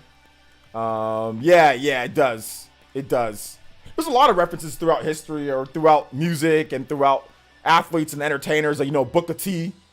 You know, he was always like, "Can you dig it, sucker?" I mean, that was from the Warriors movie. Shaq used to always say, "Can you dig it?" So it's like there's like a lot of cool references and like throwbacks to the movie. You know, so yeah. Let's see. You should keep your eyes on the 22 The Sea of Stars, heavily influenced by Chrono Trigger. Okay, yeah. I'll check that game out too. Let's see. Rockstar announces Agent 8 years later. Agent is canceled. Yeah, that's true. You never know. Even if Rockstar makes a new IP, we don't know if it's going to be good. We have no idea if it's going to be good or not. You know, it could suck. I heard the demons at SMT5 are savage. They are savage. You should do more than hear it. You should check it out yourself and play it. Yeah, baby. Battling Pokemon Buds Elite 4 right now. It's really difficult. That's because you didn't train, DeAndre. Pokemon's not a hard game. The Elite 4 is easy as hell. No offense, my man, but it's not. It's not. You mean in the regular game, right? Yeah, that's just because you're not leveling up. Wait a minute. Am I having a? Am I having a? My mind is. I just saw something. Maybe you guys can read this headline.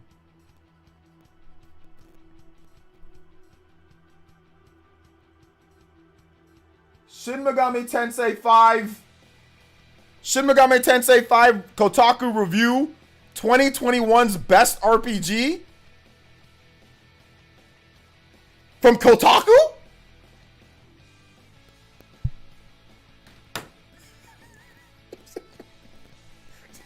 I'm having a Kotaku actually saying something based? Kotaku actually saying something legit? Like, I'm shocked. I'm shocked.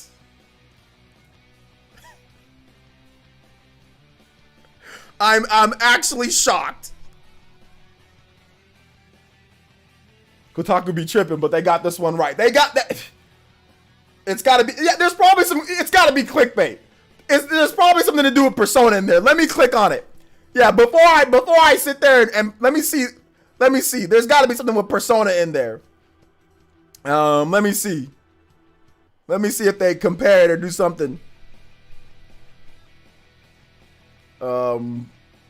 If they say something stupid in there.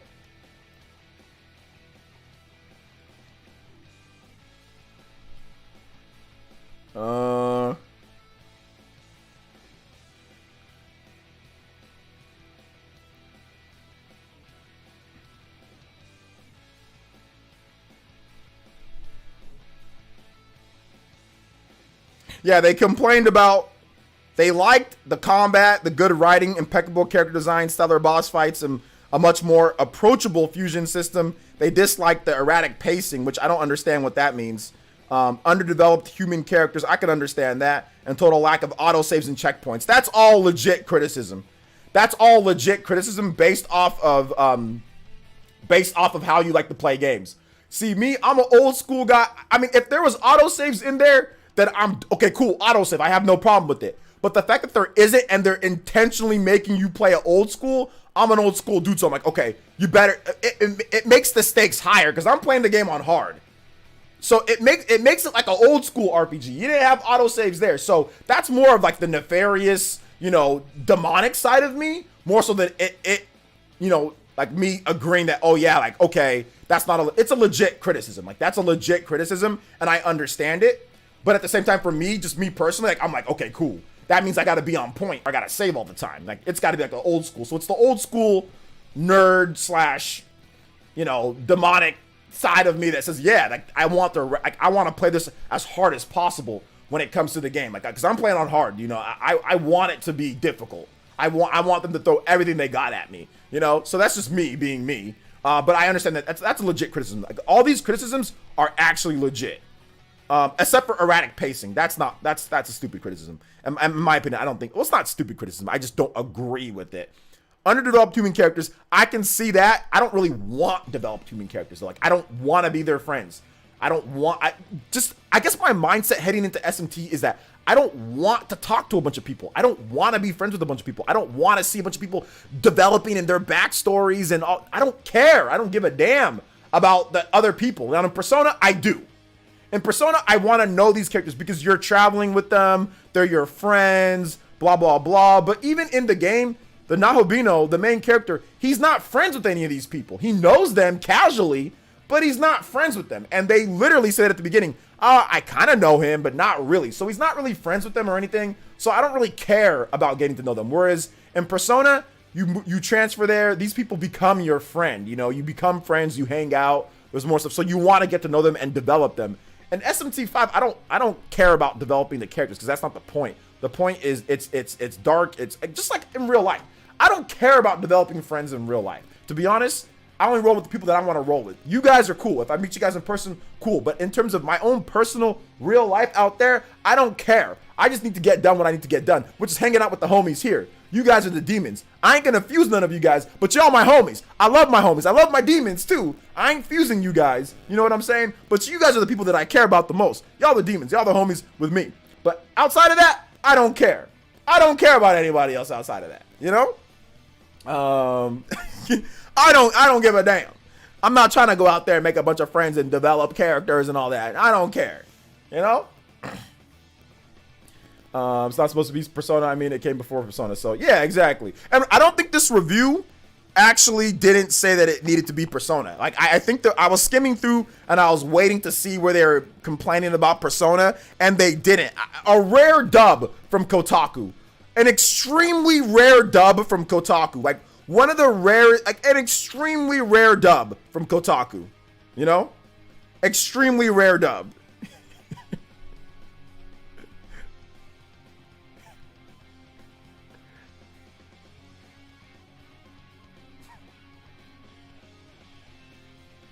Let me put that on Twitter.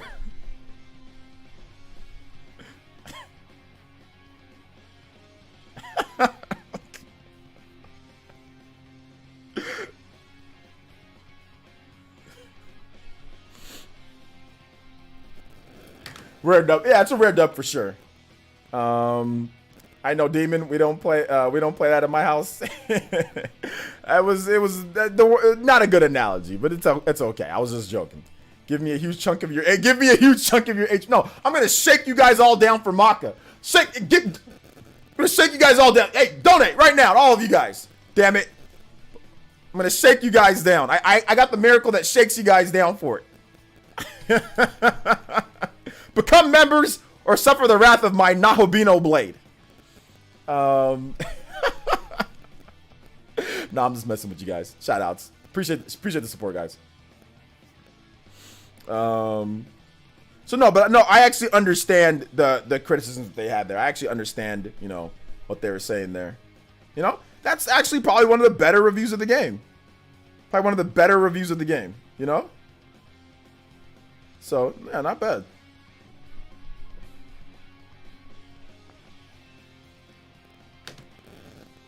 Unsubscribe. Hey, you, I want to shake your hand. Chat negotiation. I want to shake your hand. Laney, do not unsubscribe. We like you here, Laney. We like you here. Do not unsubscribe, please. Hey, I have the miracle right now, Laney, to where if the conversation turns sour, you'll give me another chance. So I have that miracle on the Nahovino, so therefore I have it right now. So the conversation has turned sour. I get another opportunity. Okay? I get another opportunity here.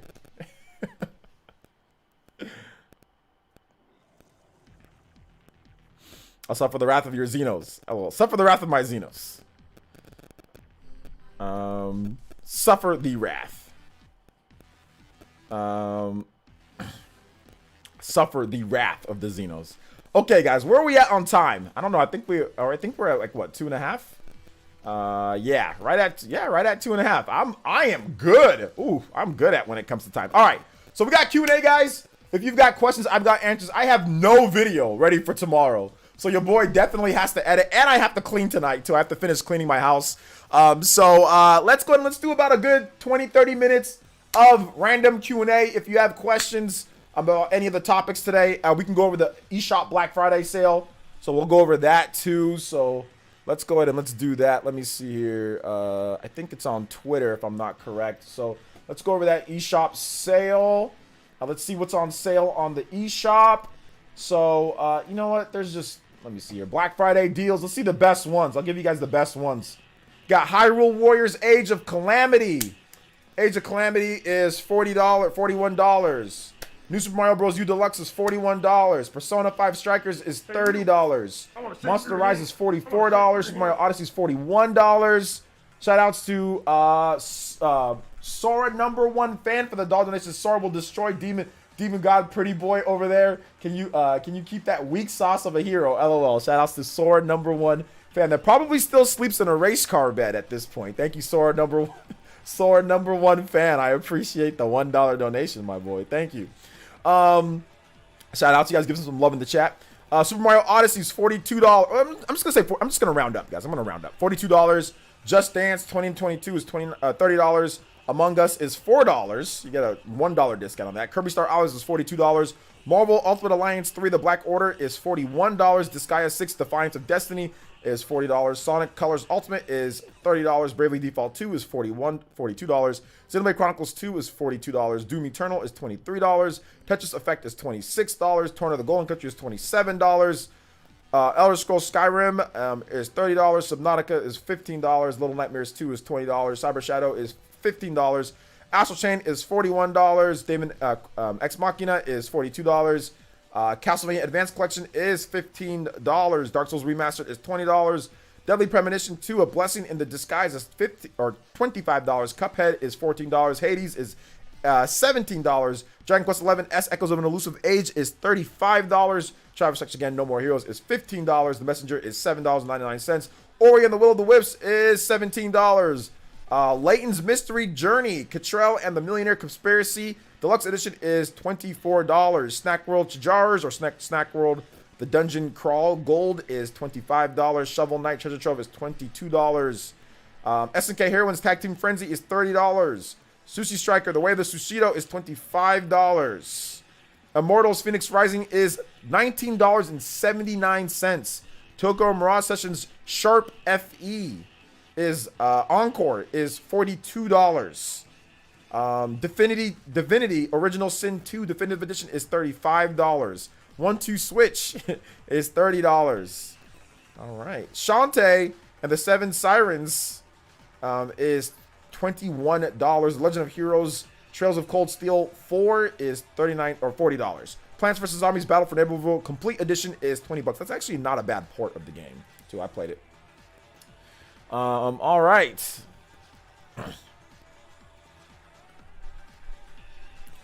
Let's see here. How do you unlock the ability to use items on your demons? You have to beat enough abscess in the game. So you know those big old red things that spawn demons and you have to fight it, and then they spawn more demons for you to fight like in a tougher battle. You have to beat enough of those, and then once you beat those enough, then you'll unlock the miracle in the world of shadows. And you'll unlock it in the world of shadows. So yeah, that's how you unlock it. No, I haven't played Dunk Lords. No. Have you played Hades? Yes, I've played Hades a lot. I've streamed it on the channel, and I also reviewed it on the channel. Check out my review if you get the opportunity. All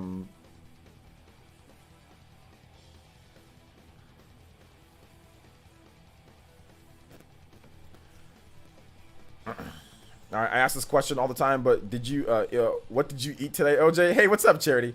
Today I had junk food. I had some Oreos, the little box or the little cylinders for like little kids, like the little cylinder of golden Oreos, like the travel packs or whatever. They're in plastic. I had one of those. I also had a little bit of some Ritz crackers, and I had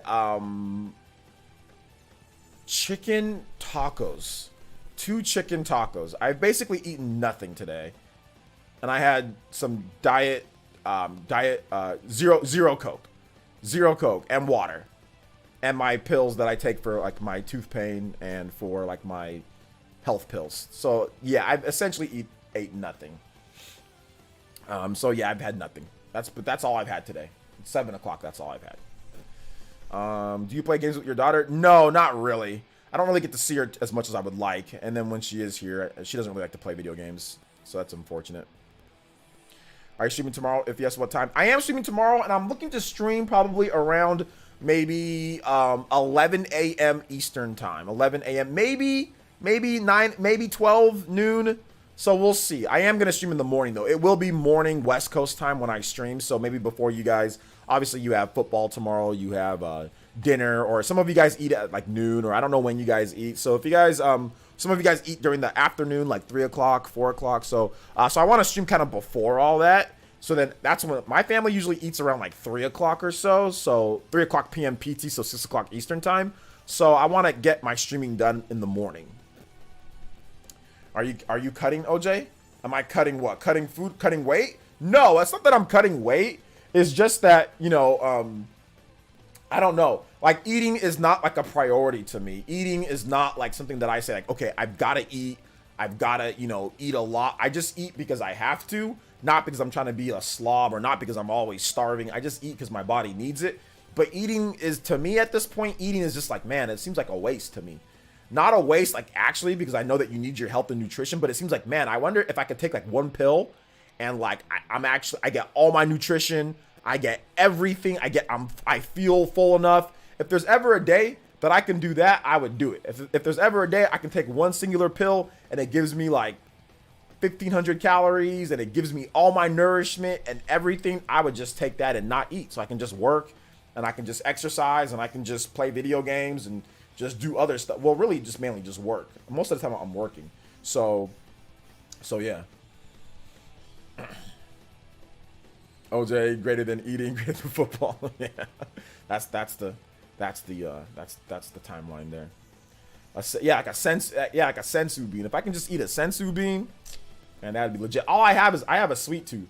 So if you put candy and sugar in front of me, yeah, I can eat all that all day. That'll get me fat, though. That's how I got fat. I didn't get fat eating food, eating turkey and eating burgers and I got fat eating freaking junk food. I got fat eating Oreos. I got fat eating donuts. I got fat eating candy. I got fat eating I didn't get fat eating like food, like eating like bad food, like pizza and burgers and all this type of stuff 24/7. I got fat eating junk food, eating chips, eating all that. Just because I have a carb tooth for like chips and stuff like that, and I have a sweet tooth. You know, I don't have like a fat tooth. I don't have like a fat boy tooth where I'm out here eating sloppy cheeseburgers and all that type of stuff all day. No, I don't have that. I don't care. I've never cared about that. Like eating, you know, steak and eating all this type of stuff that's big old fat boy meals. No, I've never been that way. I mean, yeah, I can enjoy it every now and then, but I've never been that way. Anytime that I've actually gained weight in my life is because I'm freaking eating junk. I'm eating sweets, donuts, and all this type of stuff. I'm eating powdered donuts. I'm eating, you know, Oreos. I'm eating golden Oreos, not regular Oreos. Eating golden Oreos. I'm just eating junk. If I just take out the junk, you know, or if I just minimize the junk and just exercise regularly, I can lose weight pretty easily. I can relate, OJ. Sweets are hard to resist. Yeah, sweets are hard to resist. They are hard. Chips, Ahoy, and milk. Oof. Soda. You know what? I was never a soda person. I was never a big soda guy. I do like diet soda, but that has 0 calories. You're not going to get hella fat off of diets. Nobody's ever gotten extremely fat off of diet soda unless you let the side effects of diet soda affect you to eat, which some people do. So some people, because of like the fake sugar and some of the stuff that's not good for you in diet soda, that type of stuff can trigger your brain to eat more. But it's never triggered my brain to eat junk or to eat bad food, you know? So for me, that's not a problem because it's 0 calories.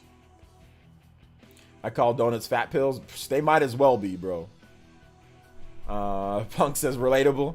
I cut soda out completely. Yeah, cutting soda out was easy though. Like, because I was never a big soda person in the first place. Because like always growing up, I never had the money to be. My parents never bought soda like that, you know. So like I didn't grow up on soda because my parents never bought soda because we didn't have the money to be sitting there buying soda, you know. We would have to buy the essentials, like we would buy the milk for your cereal and stuff like that. We would buy orange juice for like breakfast and stuff like that. But my parents wouldn't be sitting there buying sodas for us. So I never grew up on sodas, and I was never fat when I was younger either. I was never fat. It wasn't until I was older till I got fat. But when I was younger, I was always really pretty thin. It wasn't until like high school I got kind of chunky in high school. Like my senior year for like football, I got kind of chunky because I was eating 24/7 because like I was playing like a hybrid between fullback and running back. You know, so I got kind of chunky there, but that was because I was eating so much. And then like I got kind of chunky in college. That's because I kind of stopped caring. I was eating too many pizzas, eating too much junk food, eating too much Butterfingers, you know. And even afterwards, like I said, this is all just because of junk food. But when I was growing up, when I was younger, I was always thin. I was always like pretty thin, like really thin. Not like super thin. I always had like a little bit of cut of muscle because I'd be doing push-ups and stuff like that. But I was always just skinny, you know.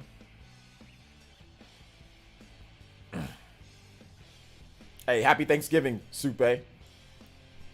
Not gonna lie, I was a soda addict. Yeah, it's pretty easy to get addicted to soda though, because there's a lot of sugar in there.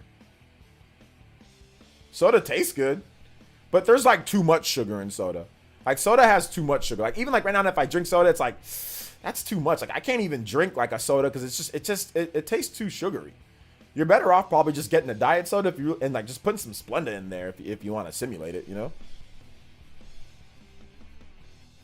So yeah. Cookies. Oh, cookies are great. Oreo's essentially a cookie, you know. But like homemade cookies are fantastic. Like the white macadamia nut cookies from Subway are really good, or even ones from the store, super good. I gotta not buy cookies because cookies will get me fat in a hurry. Cookies go straight to my love handles. So no, I'm not a. I used to be a cookie person, but you know, I can't be buying cookies, man. Cold donuts, OJ likes their donuts refrigerated. I mean, powdered donuts you can eat at room temperature. But all of you weirdos who be warming up donuts and all that, that's weird.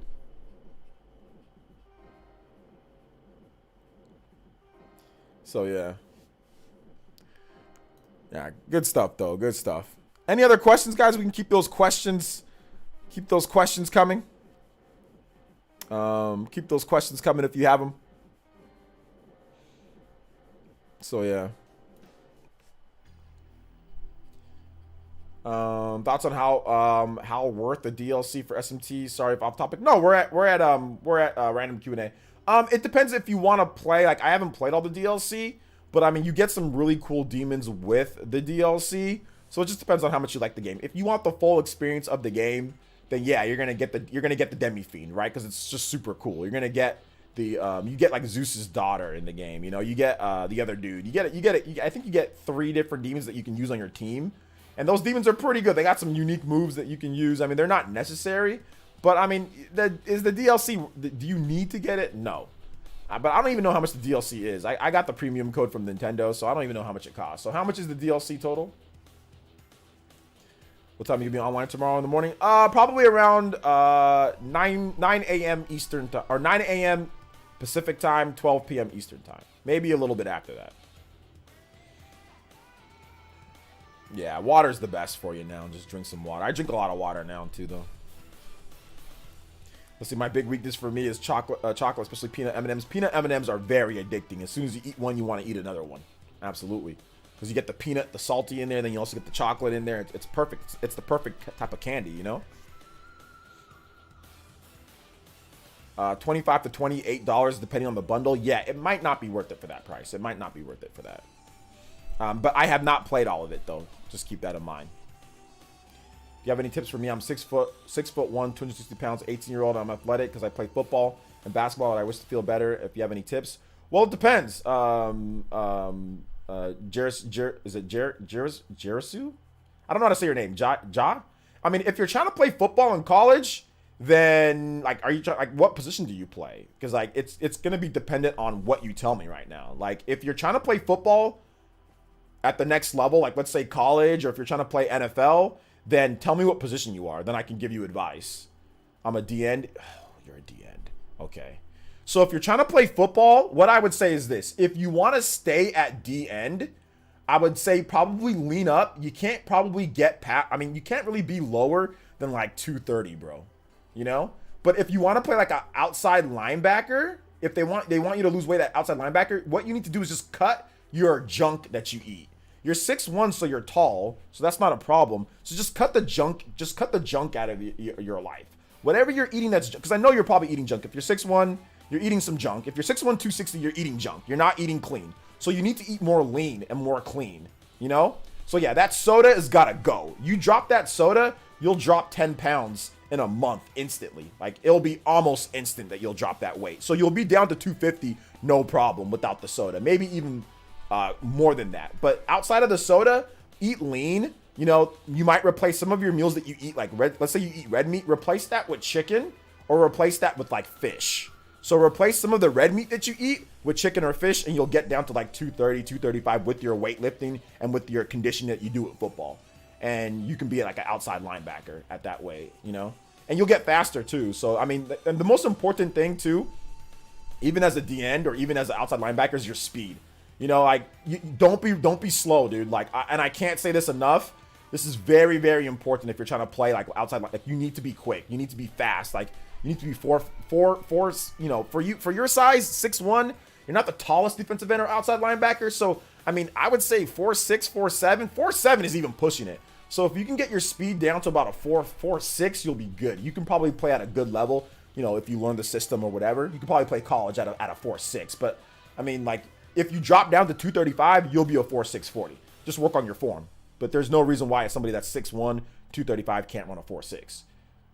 Yeah, right down your 4'7". Okay, so if you're 4'7", you can drop that 10th to a 4'6" if you lose 25 pounds. You can drop that. You'll be able to run a 4'6". So you'll be good at 4'6".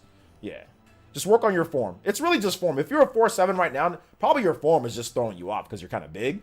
I mean, so you could probably run a 4'6" right now with the proper form and technique. So go online, look up form and technique, but the most important thing is your speed. Like, I cannot stress that enough. Like, the college coaches are going to be like, they're going to be clicking that timer on you, bro. And if you're not 4'6", I mean, if you can get to a 4'5", you'll be in a really good spot, man. Like, if you just work on speed, don't care about whatever your coaches say about lifting and all that, bro. Tell me. I'm telling you this, okay? Let me tell you this. Go behind their back. You work on speed. If you're 6'1", 235, running a 4'5", 40, you're going to play. As long as you're smart and you know what you're doing, you will get on that field in college. Unless you just suck. Unless you suck. If you suck, then you suck. Your speed or anything like that isn't going to help you if you're just trash.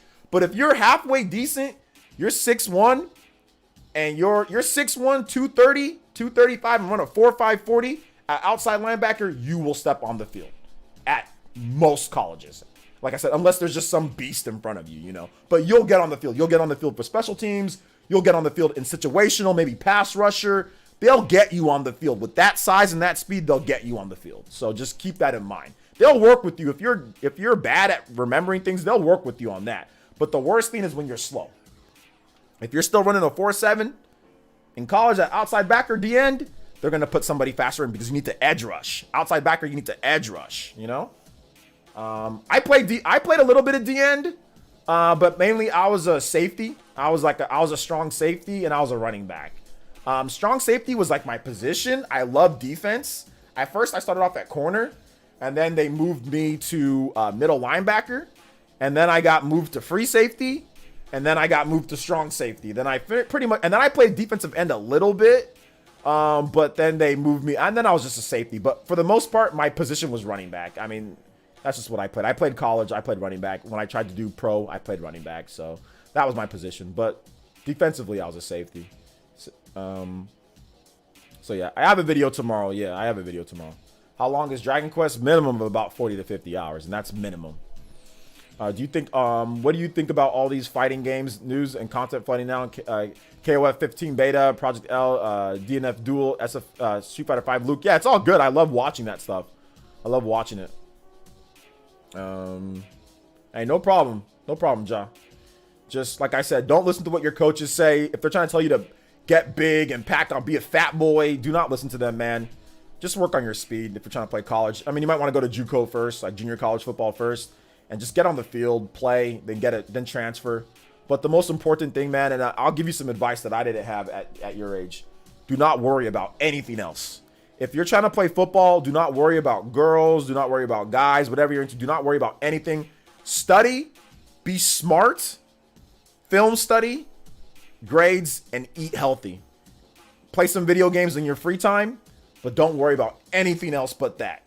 When you're older, and if you don't make it in football, which most people don't, then you can get a girlfriend, get a good job, get a girlfriend, get a boyfriend, do what you want to do. But right now, at 18, you don't worry about anything else but your health, your grades, your speed, football, and that's it. That's really just it. Health, grades, and football, and basketball, and your speed. Don't worry about nothing else. Don't worry about any drama at school. Don't worry about anybody saying nothing to you. Man, don't worry about nobody else but yourself. That's it. And your family. Family. Don't worry about your friends. Don't worry about nothing. They're nothing, bro. Honestly. Don't worry about anybody but you and your family. What you got to take care of. Trust me on this one. Don't worry about your friends. Hey, go come out here to this and do what? No. You don't got to hang out with nobody. You don't got to have no friends. Just worry about yourself. Focus on yourself and your teammates and playing the game. That's all you got to worry about. And your school and your grades. Trust me. I know it sounds boring as hell, but you don't need any of them. Because trust me, they're not going to be around in 10 years. Okay? So you don't need any of them. So if they're saying stupid stuff to you, or if they're asking you to go do this or go drink or go do it, don't, man, you drop them. You can be by yourself. Okay? So that's the advice I'd also give. Because I worry too much about what this person's saying, that girl, this and that. They all don't matter because I don't really talk to any of them right now anymore. So none of that stuff matters. So that's also another advice right there. Do it now so maybe you get to the league. Maybe you get to the league in football. If you have the mindset that I'm telling you right now and you focus everything you got on your speed, maybe you run a 4.4. That's a golden ticket at 6'1", 235 to get to the NFL, honestly, and you can become a millionaire. You know? That's a golden ticket right there. But you've got to be focused. You've got to be focused. You got to do it now. Like, you don't have any time either. You're 18. You're not 15 or 14. You're 18. So do it now. Now, if you don't care about the NFL and all that, then don't worry about what I'm saying. You know what I'm saying? If you don't care about playing in the NFL, then what I'm saying is irrelevant. But if you want to try, now. Do what I'm saying now. Don't care about your friends. Don't care about going out. Don't care about partying. Don't care about drinking. Don't care about any type of recreational drugs. Don't care about any of that. All you should focus on is your speed. You should be doing wind sprints after practice.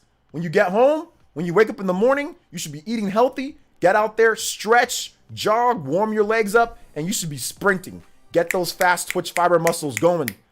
Work them out. 3 to 4 days out of the week, you should be sprinting full speed, working on your speed track workouts. 3 to 4 times out of the week. Every single week. It should be all about speed. Everything. And like I said, eat the healthy foods, the lean meats, the all of that stuff. You know, eat the lean meats, do all that to help your fast twitch fiber muscles and all that. You do that at that 6'1", 235, you get on the field at you don't even got to go to a super D1 school. You can go to like the 1AA school. I forgot, subdivision or whatever. You can go to one of those. Go to JUCO first. Dominate JUCO. Get a good scholarship to somewhere else. That's your ticket. Like I said, but if you can run a 4.4 at 6'1", 230, I guarantee you'll be on the field. That should be your goal, 4.4. And that you can do it, but you've got to, whatever I said right now, you got to do it right now. Like, you can't wait because you're 260. You can't wait. Do it right now. You got to get on it right now at this point. So I'm going to get that weight down and speed up for real. There you go. Do it right now. Getting scholarship is worth it too, but college sports is a full-time job, very demanding. Yeah, it is. It is a full-time job, but you might as well try. If you've got the height and the weight, try. You know what I'm saying? Like, if you can play, try it. If it ends up failing, okay. You know, then it didn't work out. For me, it didn't work out. You know, I played college football and all that. It didn't work out for me. But if you can try, do it. If you're 6'1", 6'2", and, you know, let's say you get to college and it sucks and you're not good enough, or maybe it doesn't work out. Okay, you tried, but it's worth a shot. You know, it's worth a shot. It's worth. If I could go back in time and train harder, I would have. Like on my speed and all that. I was a power back though. I wasn't a speed back. I was a power back, but it wasn't a good idea to be a power back at 5'9". That's not a good idea to be a power back at 5'9". You know, because I wasn't fast enough. I was 4'7", and then I got faster in college, but it was already too late. It was already too late for me to really get super fast. I was quick on the field.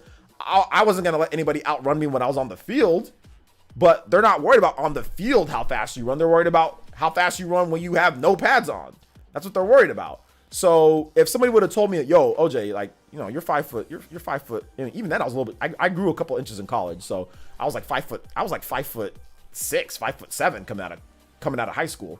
So I was like, nobody told me, yo, OJ, like, you're kind of short, dude. Like, you should probably just be like a speed bag, you know, like you should probably like lose weight. Cause I was like 200 pounds. I was like, you should probably just be like, maybe like 160 and work on your kick return and special teams and try to go that route. Nobody told me that. You know, they just said, oh, OJ, you're a big dude, you're strong. I mean, you can squat a lot, be a power bag. That's what I was like, okay, that was bad advice. That's why I'm giving him good advice. His coach probably told him be a fat boy and you know, I don't know if his coaches are telling him that, but like he's 260. They're not telling him nothing. He's 18 years old, 260. It's like, what are you doing? You know, you're not tall enough to be a tackle. I mean, you could maybe get away with guard at 6'1", you know, or defensive end. That's kind of short for a defensive end. You might be able to get away with that, but you got to be extremely talented. You're 4'7". That's not fast enough. You're gonna get beat up by people that are taller and faster. You know, so they're not giving him good advice. They're not helping him right now, from what I see. You know, so that's what high schools do. The high schools will do that. They won't give you good advice. They'll give you terrible advice. They'll give you absolutely terrible advice that they think is good for them, but not good for you. What's good for you is what I just said. What's good? That's what's good. Because I'm thinking the next level. Because you're gonna run into guys that don't have to train 24/7 and that are just 4'4". You know, there's guys that are just born 4'4", like guys that just have fast twitch fiber muscles. They just got lucky and they can just play regularly and they're just fast. We're not them. Those guys are so few. Like there's guys that are just fast. They're just born fast. You aren't that. We aren't that. So you've got to train towards that to even got a chance to beat against them, because some of these guys are 6'3", 6'4", 6'5", and they're just fast. I ran into those guys. They were just fast. It was something I can do. They were 5'10", 5'11", and fast as hell. 4'4", 4'3", 40s. How do I beat that guy? And you know, on a depth chart, I can't. I can't beat that guy, because even if I get down to 4'6", which I did in college, I got down to 4'6". I think my best was 4'5", 4'5", 4'5", like high 4'5s. I'm still only 5 foot, you know, 5'7" at the time. I'm still only 5'7", and that guy's 5'11", 4'4". So they're gonna go with that guy. Now, if I matched him, maybe I can prove it on the field, but I didn't, you know, so I couldn't. It was already too late. And even when I was 18, 19 years old, it was too late, you know, so yeah.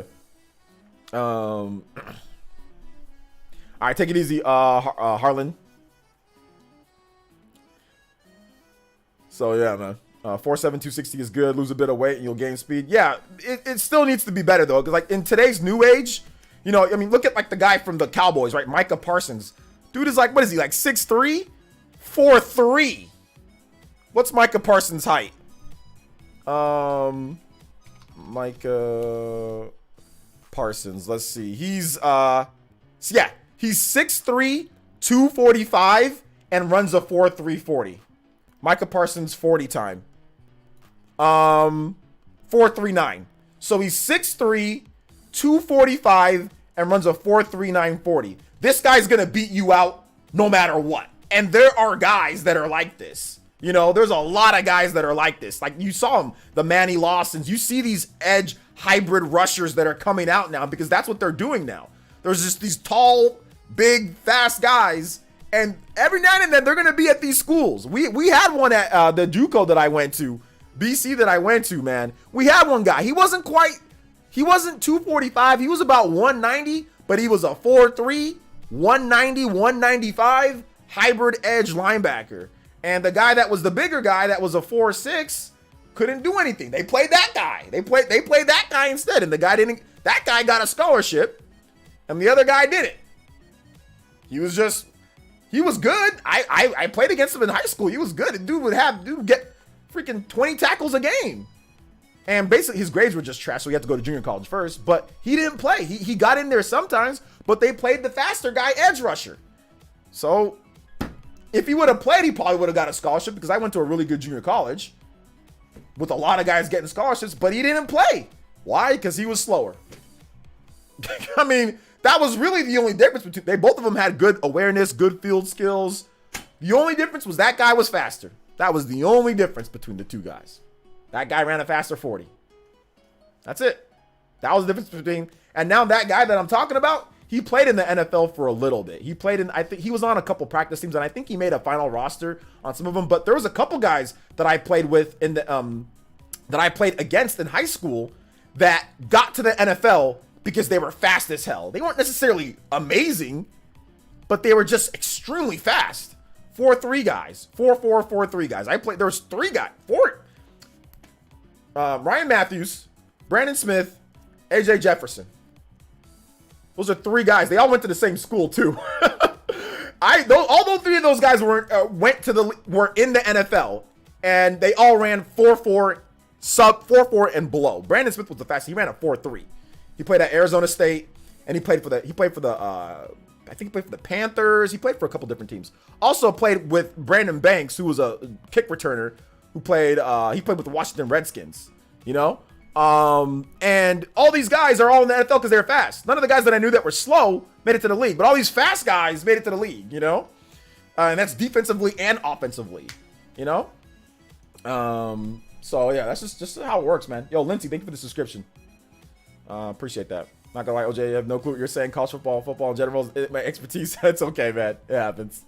As a 40, I don't understand half these numbers. What's 4'4"? It's the amount of, so think about 40 yards, guys, and it's how fast you can run 40 yards in a straight line. It's such a terrible metric for football, but they use it all. It's like the most important thing ever, apparently, for most positions. Not all positions, but for a lot of positions, it's the most important thing. So it's how fast you can run in a straight line 40 yards from a set position. So you get down like in a sprinter stance, and how fast can you run on grass 40, or sometimes turf, 40 yards in a straight line. And they're looking for a time you can run that 40 yards in about 4'4". 4'4" is considered your fast. At any position, 4'4" is fast. So if you can run that speed, it dramatically increases your chances of playing. Which, if you play, it dramatically increases your chances of playing at the next level. So from high school to college to the NFL, right? So speed it's the difference between a millionaire and not. It's legitimately the difference between somebody who makes millions of dollars in the NFL and somebody who doesn't.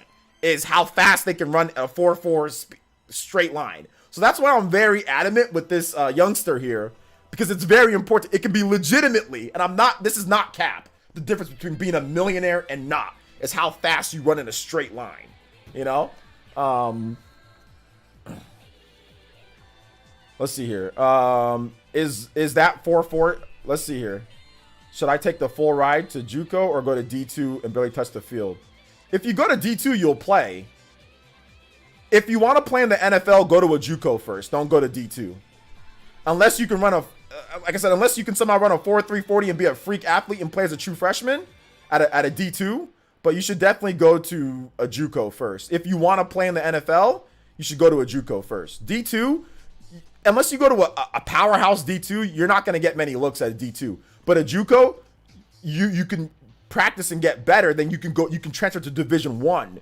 You can get a scholarship and go to a Division 1 program, then have a better chance. But if you go to a D2 straight off the bat, like, you need to go to a powerhouse D2. So you need to find the best D2 programs and go there. If you go to some corny, no-name D2 that nobody knows about, then that's not a good idea. But going to a powerhouse D2, that's a good idea.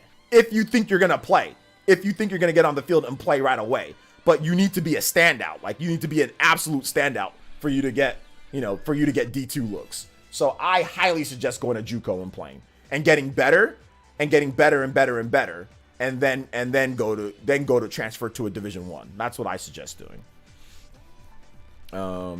Like I said, unless you can get into a powerhouse D2 school. But it's not like it's easy to get into those. By the way, those powerhouse D2s, they've got guys wanting to play for them. So it's not like it's easy. There's high-level competition at the D2s as well. So keep that in mind. Also, JUCO. JUCO has D1 quality players. So no matter where you go, it's going to be intense. Like, you're going to have guys that are D1 quality. All the guys that I played with in junior college that were above me, most of them all went D1. The running backs and all that, they all went D1 or D2. You know? Hey, no problem, Jai. No problem, man. Isn't that 4.4 seconds?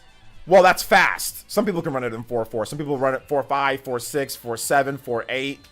You know? World's strongest man, also moving towards speed over brute strength. Really doing strong though. Yeah, exactly. Hopefully I explained it a little bit better for you guys. I know that's kind of weird with all these numbers and all that, you know. But yeah, this is stuff that you learn. Like, if you play football or if you know football, you learn that stuff. But obviously, if you don't play football or know football, then it's tough to know those.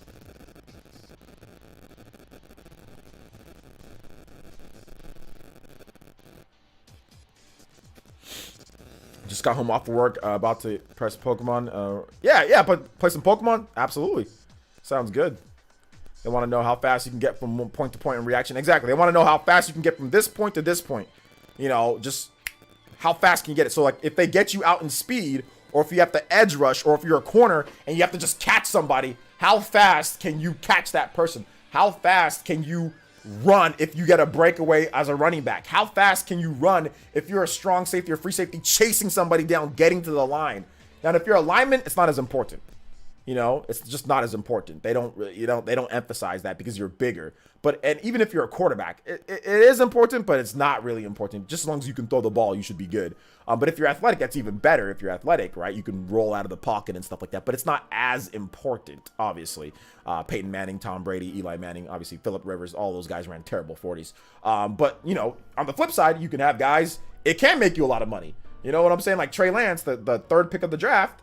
You know, he's a 4'5" guy. He's a 6'4", 4'5" guy, 4'5", 4'6" guy. And they're like, okay, we like the athleticism. West Coast offense. We're going to pick him over Mac Jones, who Mac Jones is a slow, you know, traditional quarterback for the Patriots. That's a rookie, you know, and his spot went from third. I think Mac Jones got drafted like in the teens. He lost millions of dollars in between that spot, right? So if he was drafted third, then he would have got millions of dollars more with this contract compared to Mac Jones, who was drafted later. So that speed can even get you drafted higher, can get you more money compared to somebody who's slower than you. You know, same goes for running back. Same goes for, you know, lots of positions. Like, it's just, you can make more money, or you can either make the league just in general, or you can make a lot more money if you're fast, you know? Let's see. OJ just got, okay, I already read that. Hey, what's up, Task Force?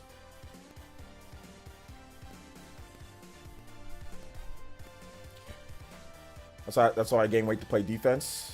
The position I always wanted to play, but was too small for tight end. But now they have you at defensive end now?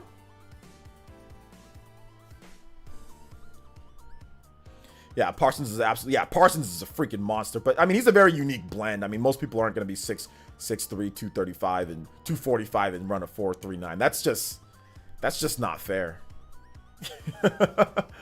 That's just not fair, dude. That's just not fair. So yeah. That's just not fair. But hey, it is what it is. Nobody's playing over him, you know. But all right, I think we're at the full amount of time here. I think we're at the 3 hours. So yeah, we've actually went a little bit over. So thank you guys so much for joining me today. Shout out to everybody who did watch. I don't have a video right now. I don't have a video ready to go tomorrow, but I will have a video ready to go tomorrow. Remember, guys, we have videos, new videos every single day on the channel, uploaded at 4:30 a.m. Eastern time, 7:30 a.m. Pacific time. So check out my most recent video on the channel. where I do go over a lot of different things, Nintendo news. So I do go over that in the video. So make sure you guys check that out if you haven't seen it already. It's a pretty good one. It's a pretty good one. I think you guys will like it if you haven't seen it. So watch my vids. For those that are Twitch boys and Twitch girls, check out my YouTube channel. It's right there for you guys to check out my YouTube channel. So I do appreciate everybody who rolled through today. Thanks to all the new subscribers. Thank you for the donations as well. I appreciate everybody who did donate today. Shout outs to you guys supporting the stream. That's really cool that you guys donated, and that you got any of the new members, people that are members, and everybody, man. Like it's really cool. So thank you guys so much. I do appreciate that. I really do appreciate it. So all right, so I'm gonna wrap it up for today's stream. Thank you guys so much for watching. I appreciate it, and we will see you guys back tomorrow morning. Tomorrow morning, a little bit earlier than usual. Tomorrow morning, we'll see you guys back for another stream. All right, guys, take it easy. You guys have a nice one. And yeah, check out the vids if you haven't seen it.